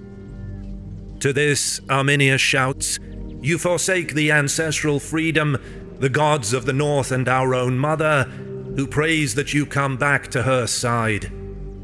From here, the conversation quickly devolves into a shouting match. Flavus snaps first and calls for his steed so he can charge across the river at Arminius, but Stertinius hurries forth and convinces him to hold back and keep some decorum. As the brothers withdraw, still shouting insults at each other, Germanicus makes the first move. The cavalry on the right, commanded by 1st Centurion Aemilius, peels off and moves towards a ford that the scouts located a few kilometers upstream. Lucius Stertinius, leading the cavalry contingent on the left, rides north towards a second crossing point found further downstream. Germanicus places his best cavalry, the Batavians, famous for their riding skills and fighting ability, in the center. Commanded by their chief, Chariovalda, they are to wait for the right moment to strike directly at Arminius's center. Germanicus's main advantage is his infantry, but this advantage is lost because he keeps them in the rear. Aware that Arminius is using the river as a bulwark, the Prince of Rome doesn't want to risk his legionaries in a contested crossing. Like his Roman counterpart, Arminius deploys his infantry in the center, with cavalry on the wings. Germanicus intends to use the flanking maneuvers to trick Arminius into splitting his army to counter the Roman cavalry, so that the Batavian horse can make the crossing in the center and open the way for the rest of the army to follow behind them. But Germanicus underestimated his adversary. Even though the forest masked the movement of Aemilius and Stertinius, Arminius anticipated the movement of enemy cavalry. Suddenly, he pulls his men back, apparently to avoid being encircled. Having chosen a flat piece of ground that cuts into the forest to his rear, the tribal war chief has plenty of room to redeploy. This location is made all the more symbolic for being very close to Varus's summer camp, from where he made his fateful march into the Teutoburg forest in 9 AD. With the field in front of them vacated, the Batavians immediately rode into the river, where the current is most rapid, and make straight for the enemy.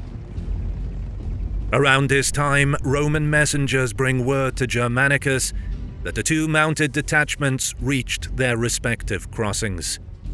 This encourages the Batavians, and to the peal from the Carnix trumpets, they push forward.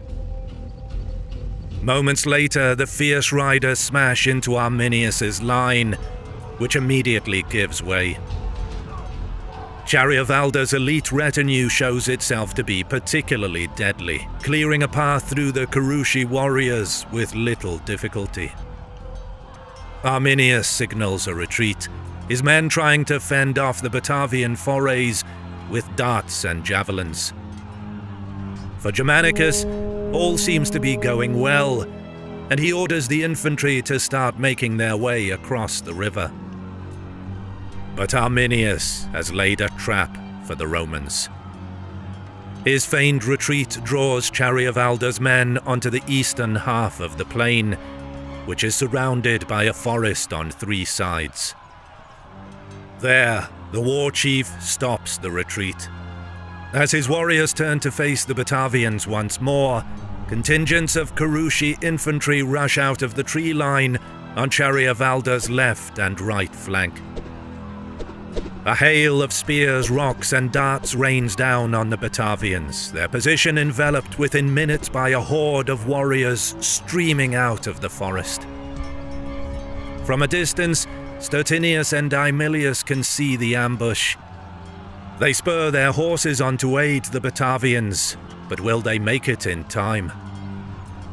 Arminius's men have ripped into the side of the better armed auxiliaries, tearing up their formation as the Batavians struggle to switch themselves around to this fight from an unexpected direction. Chariavalda bellows and bawls for his men to fight back, hold together, and endure the terrible fight. But by now his men are surrounded and on the verge of a rout. In an attempt to save his troops and buy them some time until the Roman cavalry reaches them, Chariavalda cries out to his retinue to hurl themselves at the enemy in front of them, so that the rest of the men can attempt to break out towards the river to save themselves. The war chief rushes into the thick of the fighting, blades and clubs slicing, tearing, and cudgeling on every inch of the now blood-stained earth. In the melee, Chariavalda falls under a hissing squall of darts, but his sacrifice buys just enough time for Stertinius and Aemilius to come to the aid of the rest of the Batavians. Arminius, seeing that his men are now pressed from the front and back, orders them to disengage and retreat to the camp in the forest. Likewise, the exhausted Roman horse and the battered Batavians retreat the opposite way towards the river. The day is coming to an end, and the Romans have by now begun setting up a fortified camp on the eastern bank. With the successful crossing of the Weser, Germanicus has overcome perhaps the biggest hurdle so far, but the loss of Chariavalda and his elite retinue of Batavians is a bitter blow. Perhaps Germanicus expected them to hold their ground for longer until the arrival of Stertinius and Aemilius, but if this was his plan, it failed. The day belongs to Arminius. As night falls, a rider shows up in front of the Roman camp, requesting to speak to their commander. The horseman claims to be a deserter, and he has information to share on the position of Arminius. From him, Germanicus learns that Arminius is encamped in the woods to the east, near a grove sacred to Thor. There, he says, more tribes and allies will join Arminius to drive out the Romans. The tribes from the Weser to the Elbe are united, aware that they must either fight or face extinction. The gods will decide who is worthy through combat. Anticipating a massive tribal army, Germanicus has 2 options: stay and fight, or retreat. But before deciding, the young Caesar disguises himself and sneaks out of his tent to get the measure of the morale of his men. At this most critical point in the war, he did not want to ask his tribunes and centurions for advice and risk being told what he wanted to hear rather than what he needed to hear. Germanicus wanted to hear for himself the campfire chatter. Wearing animal skin to look like a camp handler, he moves unnoticed amongst the troops. According to Tacitus, Germanicus hears the men speaking highly of him and his handling of the campaign, as well as his fair treatment of the soldiers. The men appear determined to follow their commander into any battle and sacrifice themselves, if needed, to achieve victory. Heartened by their confidence, energy, and readiness to fight, Germanicus is already formulating a plan for the decisive battle against Arminius on the way back to his tent.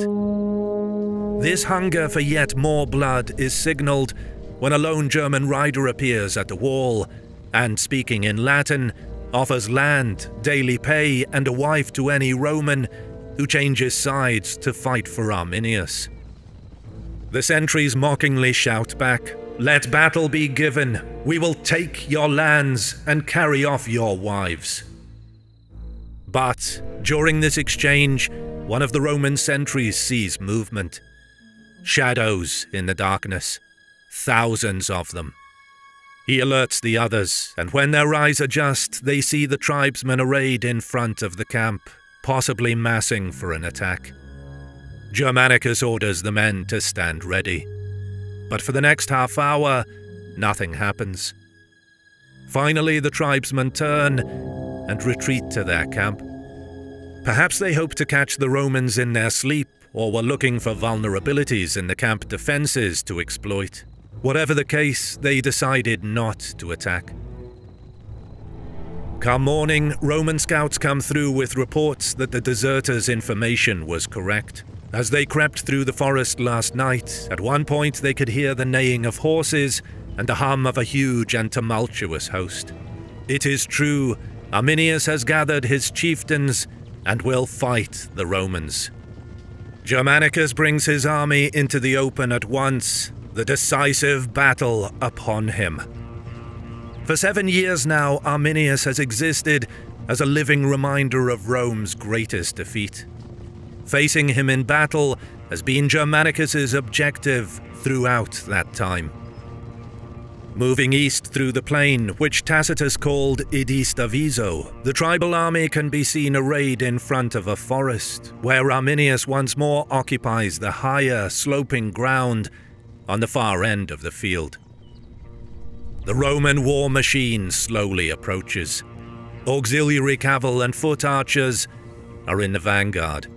Behind them march 4 legions in a hollow square formation, with 2 Praetorian cohorts and additional picked cavalry inside the square, as well as Germanicus himself. Another 4 legions are behind the square, along with the auxiliary light infantry, mounted archers, and the rest of the auxiliary cavalry. The Kurushi tribesmen watch with grim fascination as 8 legions deploy down the field, between 50 and 60,000 men. It is an awesome spectacle.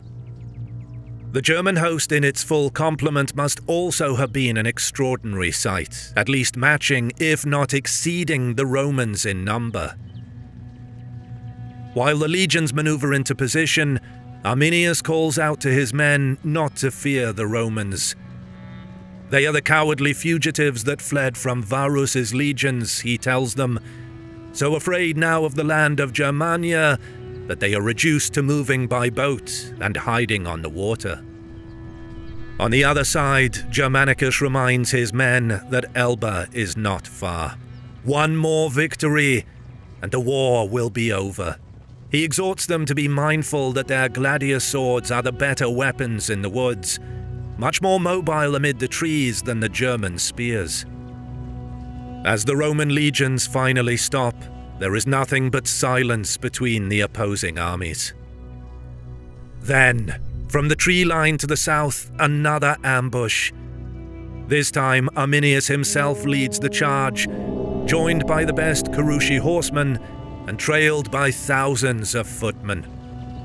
But as the screams rush down the valley towards the right flank of the Roman vanguard, Germanicus is prepared.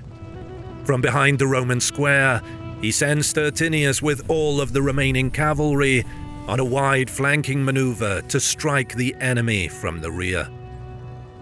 At the same time, Germanicus sends his picked cavalry from the square to in turn hit Arminius's contingent on their left. Much of the Roman vanguard is pinned in place, struck from the side by the tribal cavalry. Those not yet engaged brace themselves for the Kurushi infantry that are now streaming down the slope from the east. The Roman archers at the front fire volleys of arrows into their midst, cutting down many who threw caution to the wind during their charge.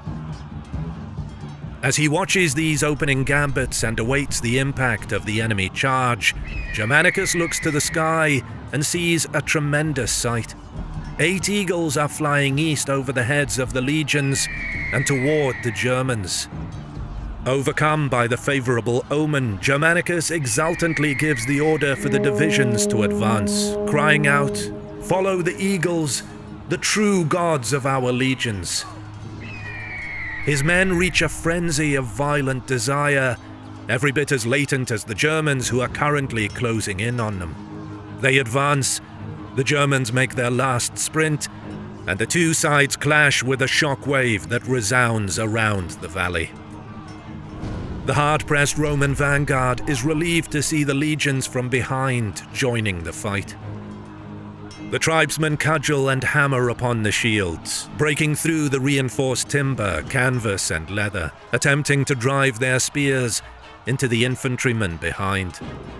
They swing their long spears in wide arcs, others throwing their own javelins into the center of the massed enemy ranks. The Romans meanwhile stay low and stab with their short swords, mixed with their auxiliaries in the front, relentlessly advancing under the weight of the offensive. Germanicus's picked cavalry manages to reduce the shock of Arminius's charge, but the weight of the tribal attack dents the Roman formation, pushing the right side of the vanguard inwards into the legions behind. Many Romans suffocate in the crush, but at this point, Germanicus cannot disengage. About an hour of grueling fighting passes, and it is then that the cavalry of Stertinius finally appears, charging out from the forest to the south. As they strike Arminius's formation from the rear, a ripple of uncertainty trickles over the massed company of warriors. Arminius's ambush falters and loses momentum. Now the Romans push them back, slowly at first, and then with increasing momentum. The Romans stay low, and with terrifying repetition, they stab from behind their shields, then step forward over the bodies of the fallen tribal warriors. Discipline within Arminius's army gradually breaks down. Thousands retreat east towards the tree line before any call or order goes out. Meanwhile, the legionaries, maintaining their formation, relentlessly advance forward. While those fleeing the Romans make their way across the plain, Arminius's reserve troops rush to their aid. Amidst the confusion, the two groups, each going in the opposite direction, smash into one another. Some are routed to the spot in confusion, while others either flee or continue the charge. The panic is fuel for the Roman fire. At this point, Arminius's attack is dead in its tracks, his own contingent blocked by his panicked comrades. The war chief steadies his retinue as the Romans are upon them, cutting into the tribes like a scythe going through dry wheat. Hundreds of the brave fall. Arminius himself, still in the midst of the fighting, leads another mounted sortie against a unit of Roman archers, who are again launching sheets of arrows into the massed ranks of his men. He manages to get close enough to engage, but at that moment he is struck. Wounded, Arminius finds himself in the very palm of the Roman army. All his triumphs and defiances are in danger of coming to nothing. Realizing the day is lost, he reaches down to his wound and smears blood on his face to mask his appearance. Then, while his men cry for him to leave the field, he spurs his horse and breaks through the Roman line, back to safety. He joins thousands of his kinsmen who are fleeing this plain of death, with tens of thousands of elated and bloodthirsty Roman legionaries sprinting after them.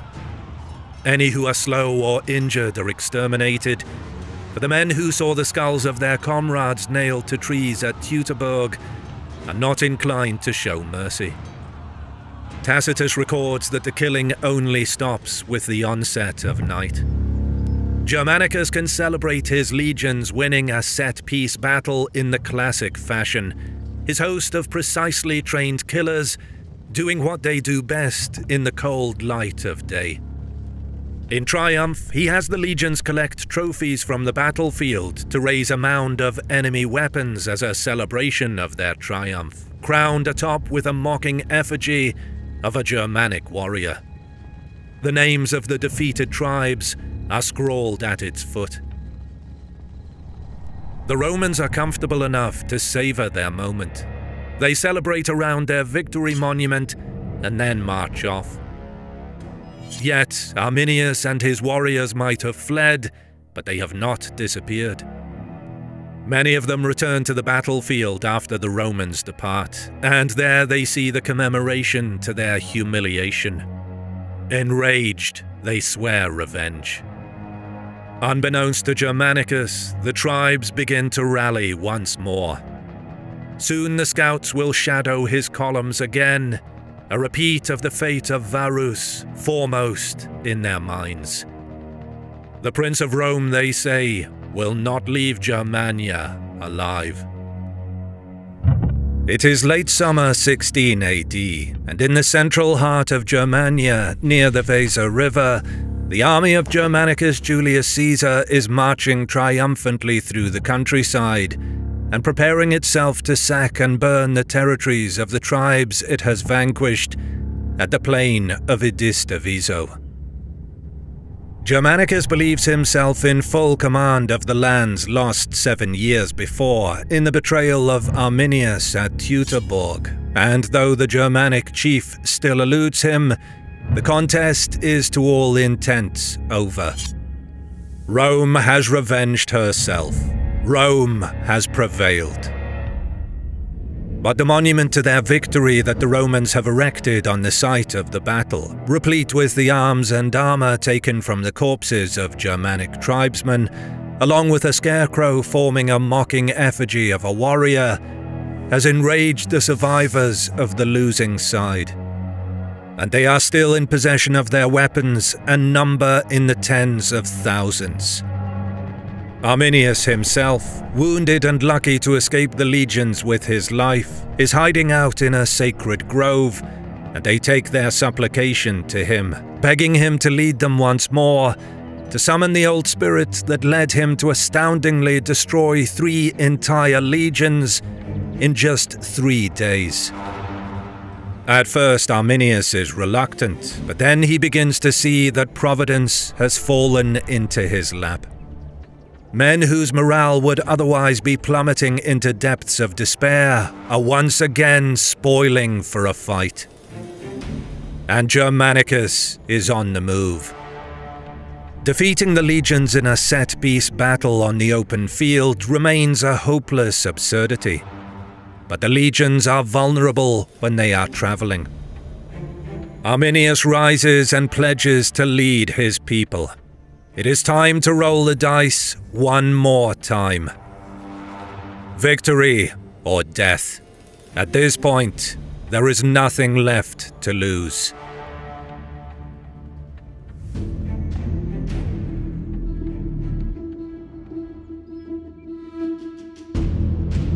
Arminius chooses his ground on the border between the lands of his Carusi tribe and the Angrivarii, the people who had risen up at the start of the summer and been laid low by a lightning raid from Germanicus's commander, Lucius Stertinius.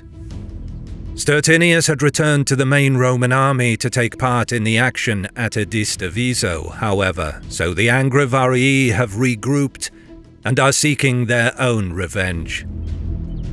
A dike forms the border between the two tribes' territories, situated on a rising slope and rendered largely impassable by barriers and obstacles. Arminius has his combined forces occupy this earthwork and then begin labor on further fortifying it, until it forms a wall that his men can stand atop and defend from an oncoming enemy. The V-shaped ditch at its front will be the killing ground. Arminius also plans to make use of the Weser River, which flows on his right wing and makes the ground there impassable, as well as the forested area that lies on his left wing. His men work in shifts to prepare the defences and then rest in the new base, rebandaging wounds and sharpening weapons that were nicked and damaged from the ignominy at Edista Viso. While the tribes recuperate and prepare, they are unaware that Roman scouts have been watching their every move.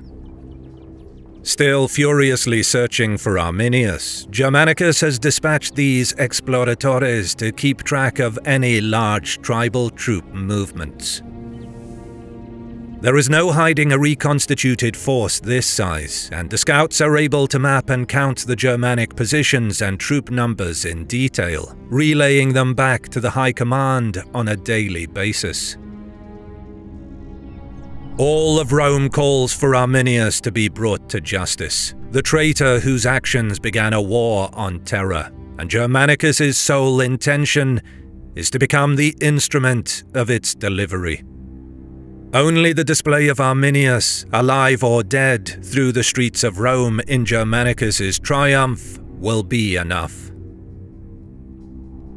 When word reaches the general of Arminius's new challenge at the Angravarian Wall, Germanicus does not deliberate. He orders his 8 legions and their auxiliary allies to march directly toward the fight. For both men at the center of these gargantuan armies, upon whose shoulders rest the fate of their nations, there is the sense that time is of the essence. The moment for Germanicus to withdraw to winter quarters is fast approaching, but more than that, the correspondence of his adopted father Tiberius is becoming less supportive of the effort to reoccupy Germania, and has begun hinting at Germanicus's recall to Rome. There is a crisis in the east, and only Rome's finest general in the field, the grandson of both the divine Augustus and Mark Antony no less, can be relied on to set this all-important region to rights. What are the bogs of Germania, Tiberius asks, when the wealth of Egypt and the great cities of Alexander's empire warrant attention? For Arminius, the thin sinews holding together his great tribal confederation will not last through any further ransacking by the furious legions. Already chiefs are defecting from his cause and rushing to surrender themselves to Germanicus. How long before the men of his own tribe lose all patience and simply dispatch him at the point of a sword, sending his head to the Prince of Rome? For both leaders, battle is a necessity. It is now or never. Germanicus's tremendous host arrives at the place of combat and begins to take up its positions on the wide plain before the rising ground. Germanicus can see that the area even in front of the rampart is much more soggy than he would like. It will hamper any advance, but his men are prepared for the challenge. During the final terrible hours of the battle in the Teutoburg, the remnants of the 3 legions that had been under Varus's command had come upon such a wall, and their exhausted, desperate attempts to get past it under their prefect Edgius had been an agonizing nightmare. Since then, legionaries have trained specifically for such maneuvers, and unlike at Edista Viso, Germanicus has these regulars take the front line, with Seius Tubero assuming command of the bulk of the first rank on the left, and Germanicus leading his own Praetorian cohorts on the right. Germanicus's forces had cohorts of foot archers in the vanguard during the advance at Edista Viso, and it is probable that he sends these men forward again to cover the attack. On the Germanic side, Arminius's uncle Inguiomerus, who was also injured in the recent fighting, takes command of the central defensive position, while Arminius himself is in control of the army's left wing. This is situated outside the wall, on the rising ground there, and concealed by the trees. Arminius's plan is to await the advance of the legions, hold fast until they are pinned in their attack on the main positions, and then ride into their flank and sow panic or even a rout. It's likely that with his intelligence and scout network by now so highly developed, Germanicus knows this, and he is seeking a personal confrontation with the man who has eluded him for so long.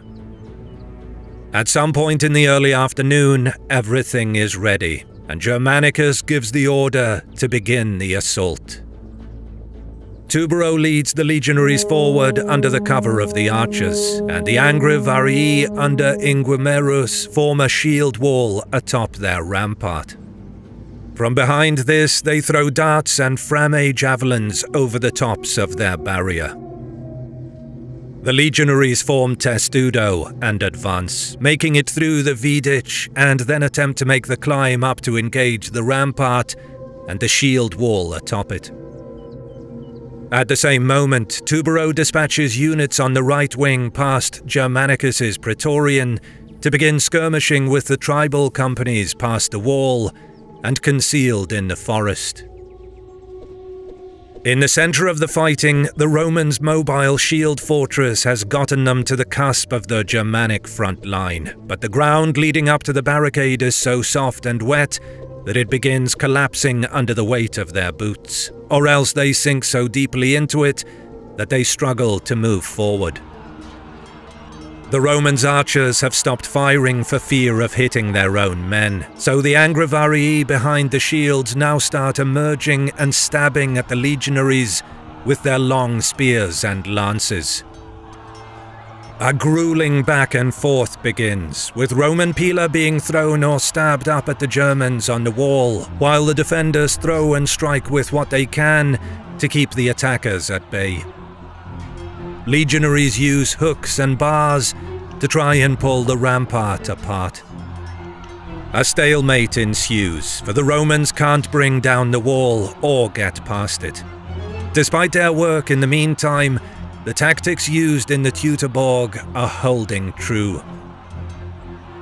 Eventually, the supply of reserves begins to taper, and then at some points along the walls, the Romans are no longer attacking. Capsarii medics help to bring out the wounded. Germanicus, observing the battle from his vantage point, decides that there is no point in pursuing this arduous and deleterious offensive. The trumpets sound and the legions begin to withdraw. The tribesmen on the rampart are euphoric beyond description. After more than half a decade of defeat and despoliation, humiliation and incessant subjugation, there were many who had begun to believe that the distant memory of destroying Varus and his doomed legions had been a dream. Now, here at the border where their people have for so long stood divided, a united front of the tribes has once more halted the invader, met him in arms, and defeated his forces. They bang spears on shields and together sing the songs of their peoples, calling out to the gods of war and nature in thanks for this victory.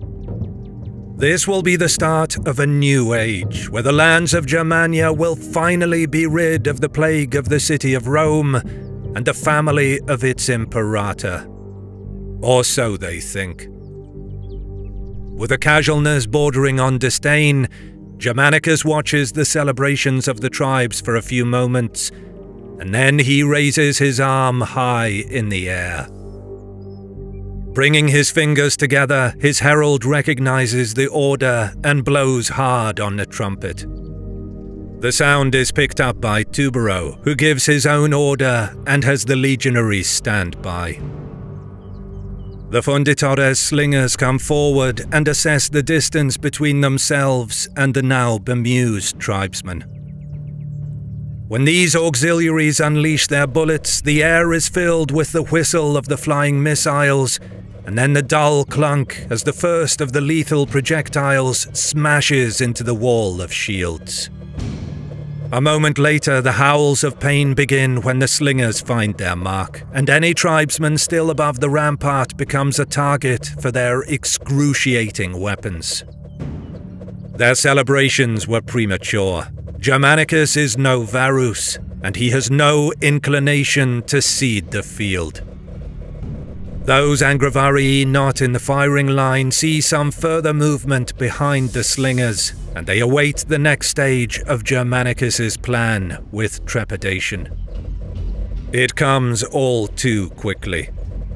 The Tormentii, Roman artillery pieces, are deployed, and foremost among them is the Carabalistai. These are in effect giant crossbows, firing spear-length bolts, mounted on carts so that they can be brought directly into the range of the enemy, and Germanicus has ensured that his legions have no shortage of them. With each legion being supplied with 60 such artillery pieces, and Germanicus's army consisting of 8 legions plus auxiliaries, the men manning Arminius's wall are likely facing something in the region of 500 such killing machines.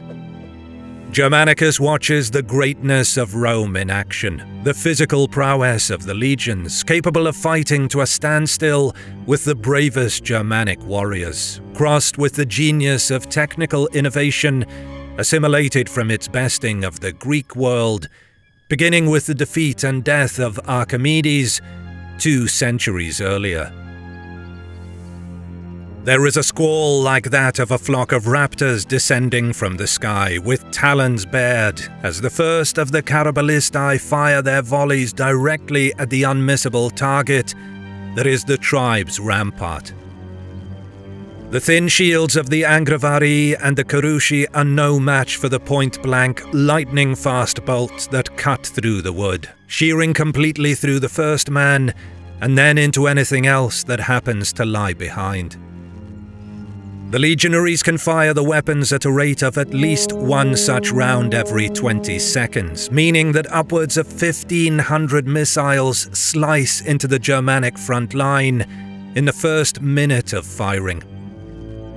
The action is repeated in the second minute and the third, until the defenders have either lain flat on the earth behind their bulwark, hoping that the man-sized arrows will not pass through the wall itself and hit them, or else they have fled out of range. Seeing that the wall is now undefended, Germanicus and Tubero simultaneously launch the units forward again, and the legionaries sprint on with a bellicose roar of enthusiasm. On the right, Germanicus exchanges his ornamental officer's sword for a more practical cavalry Sparta blade, and advances with his men. Like Alexander, Hannibal, Scipio, and his own father Drusus, Germanicus puts himself at the head of his men, with his fine general's armor marking him out for enemy and subordinate alike. The legionaries and praetorians see him and redouble their efforts to press as close to the front as they can, their hearts swelling at the sight of Augustus's grandson putting himself in danger with them, their only concern being to protect him and eradicate the enemy who wish him harm. Despite the remnants of the tribes attempting to put up a fight on the exposed left and on the wall, the legions passed this time without taking serious casualties. On the far side of the wall, however, Inguiomerus sees that his men will be pushed back into the morass at their rear if they are overrun, and he rallies his defenders, calling out to them to stand and fight. This they can do, for although they are tired and in a state of shock from the bombardment of the Tormenti, the unholy machines are now on the far side of the wall and can do them no harm.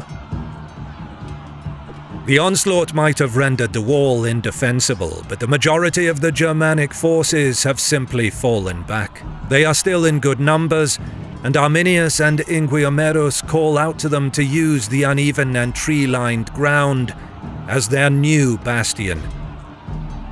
Thus, every rise of ground becomes a citadel, every depression in the forest floor becomes a trench of last resort. Arminius and Inguiomerus also fight amongst the lines, inspiring their own men to stand against the oncoming shield wall. Missiles fly between the two sides, slingers, javelins, rocks lifted from the ground. Some Romans even carry mobile carabalistae fired from the shoulder. The Romans advance methodically behind their scutum shields, waiting the moment when they will come into gladius range. The tribes fall back until finally there is nowhere left to go, and their leaders roar for them to make a stand.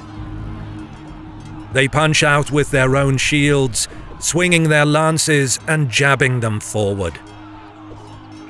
The battle devolves into 1,000 skirmishes, deadly gang fights played out over a wide swathe amongst the darkened tree boughs. The Romans have their training and discipline, but the tribes have the high ground and the prowess of men that live for this moment, the instant of life and death battle. As the tree branches close over them like a cage and their boots sink into the muck, the Romans call out to Mars and Jupiter, the Germans to Woden and Dona. The cries of the devout mix with the screams of the injured, any man liable at any moment to be struck with a missile to the face or body, any limb or exposed body part to be slashed with a razor-sharp blade. Both sides have descended to hell, but only one will fight through to glimpse the sky and the rich fields of victory. For an all too fleeting moment, it appears to Arminius that his men will stand and hold. This is what he has been building for the best part of a decade.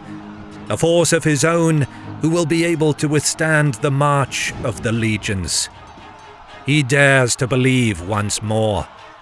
But there are 8 legions now streaming forward to take their place in the fighting. The Germans and Gauls who are fighting on the Roman side are just as fervent to show their valor as warriors and throw themselves at the tribal lines. Germanicus's Praetorian, the most elite hand-picked Roman men, have no intention of taking a step back and leaving the fighting to the regulars. They will not abandon their prince. Just as Arminius is rallying and throwing his men into the mall, Germanicus stops and turns to look at the packed ranks behind him. More men coming up all the time. He removes his helmet and shows his face to the legionaries and the auxiliaries, the Praetorian holding up their shields on the other side to stop any missiles hitting him from the enemy line. The army sees Germanicus ahead of them, standing in the lion's den and daring the scourge of Rome to attack him. They roar anew as he turns and starts forward once more, his head unprotected, and they rush up the hill into the forest, unmindful of the terrors that await. The tribes make their stand and fight, but the momentum and number of the Romans is irresistible. The wave hits its crest and breaks. Arminius and Inguiomerus' positions wash out like the draw of the tide. It is Arminius and his men who step back first. Inguiomerus attempting one more rally, but it is not enough. Nothing can stop the legions from chasing after Germanicus, and they charge with no concern for their own safety. Once the front line of the Carusi and Angravarians turn, the rest follow, whole units attempting to flee to safety. The legionaries give chase, and Germanicus's order is relayed to all. No mercy is to be shown. Scattered elements of the tribes make stands at various points before they are run down, but the closely clustered trees make swinging their lances an impossibility, and the legionaries follow Germanicus's advice to stab with the gladius directly at the face. Rome has conquered once more, and there is much satisfaction that just as Arminius taunted and tortured Varus and his legions through the dark woods, so now those betrayed men's brothers in arms do the same to him. As at Adista Viso, the hunt and executions carry on until nightfall. and once more Arminius slips from Germanicus's grasp. But there is no disguising the extent of the victory. Tens of thousands of the enemy have been killed, and the arms of Rome are proven to be unstoppable. Again, Germanicus has his men strip the enemy dead of valuables and arms, and these are piled high in a victory tower, inscribed with the words, "After thoroughly conquering the nations between the Rhine and the Elbe, the armies of Tiberius Caesar dedicated this monument to Mars, Jupiter, and Augustus." Their own dead properly interred, Germanicus turns the army loose on the now undefended tribal lands, scouring and burning everything that they come across on their march back to the sea. The Angrivari surrender to the cavalry of Stertinius, begging him and Germanicus for mercy at their betrayal. The price is high, but Germanicus is keen to have them as a subject people, rather than turn their lands to desert that could be occupied by unknowns. The continued liberty of Arminius notwithstanding, the campaign of 16 AD has been an outstanding success, seeing hard fighting but tremendous victories over strong and worthwhile opponents. 7 decades previously, Julius Caesar had conquered Gaul in 8 years, and in this 7th year since Teutoburg, Germanicus believes that one more campaign season is all that is needed to bring Germania to heel and re-establish it as a province.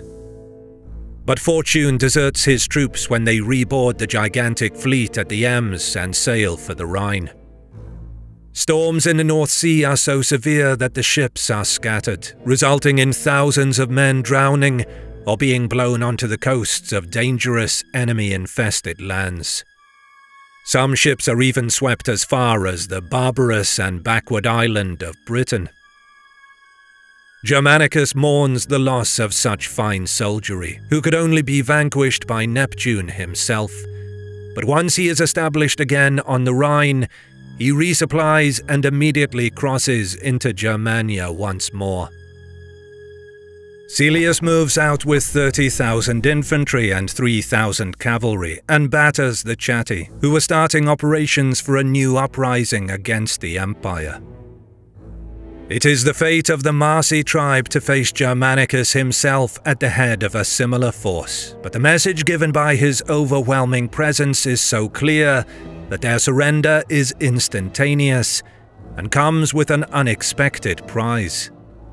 The second of Varus's eagles is handed back as part of the plea deal, and the blot of the fleet disaster is made somewhat less raw.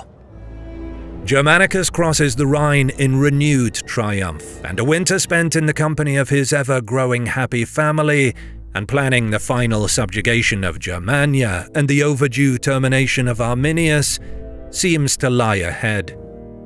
All is well with the heir of Rome. If you like what you see, consider supporting my work on Patreon, and you get ad-free early access to my videos for as little as $1. You can also show your support by liking the video, commenting, and subscribing to my channel, as a sacrifice to the algorithm. As always, I'll see you in the next one.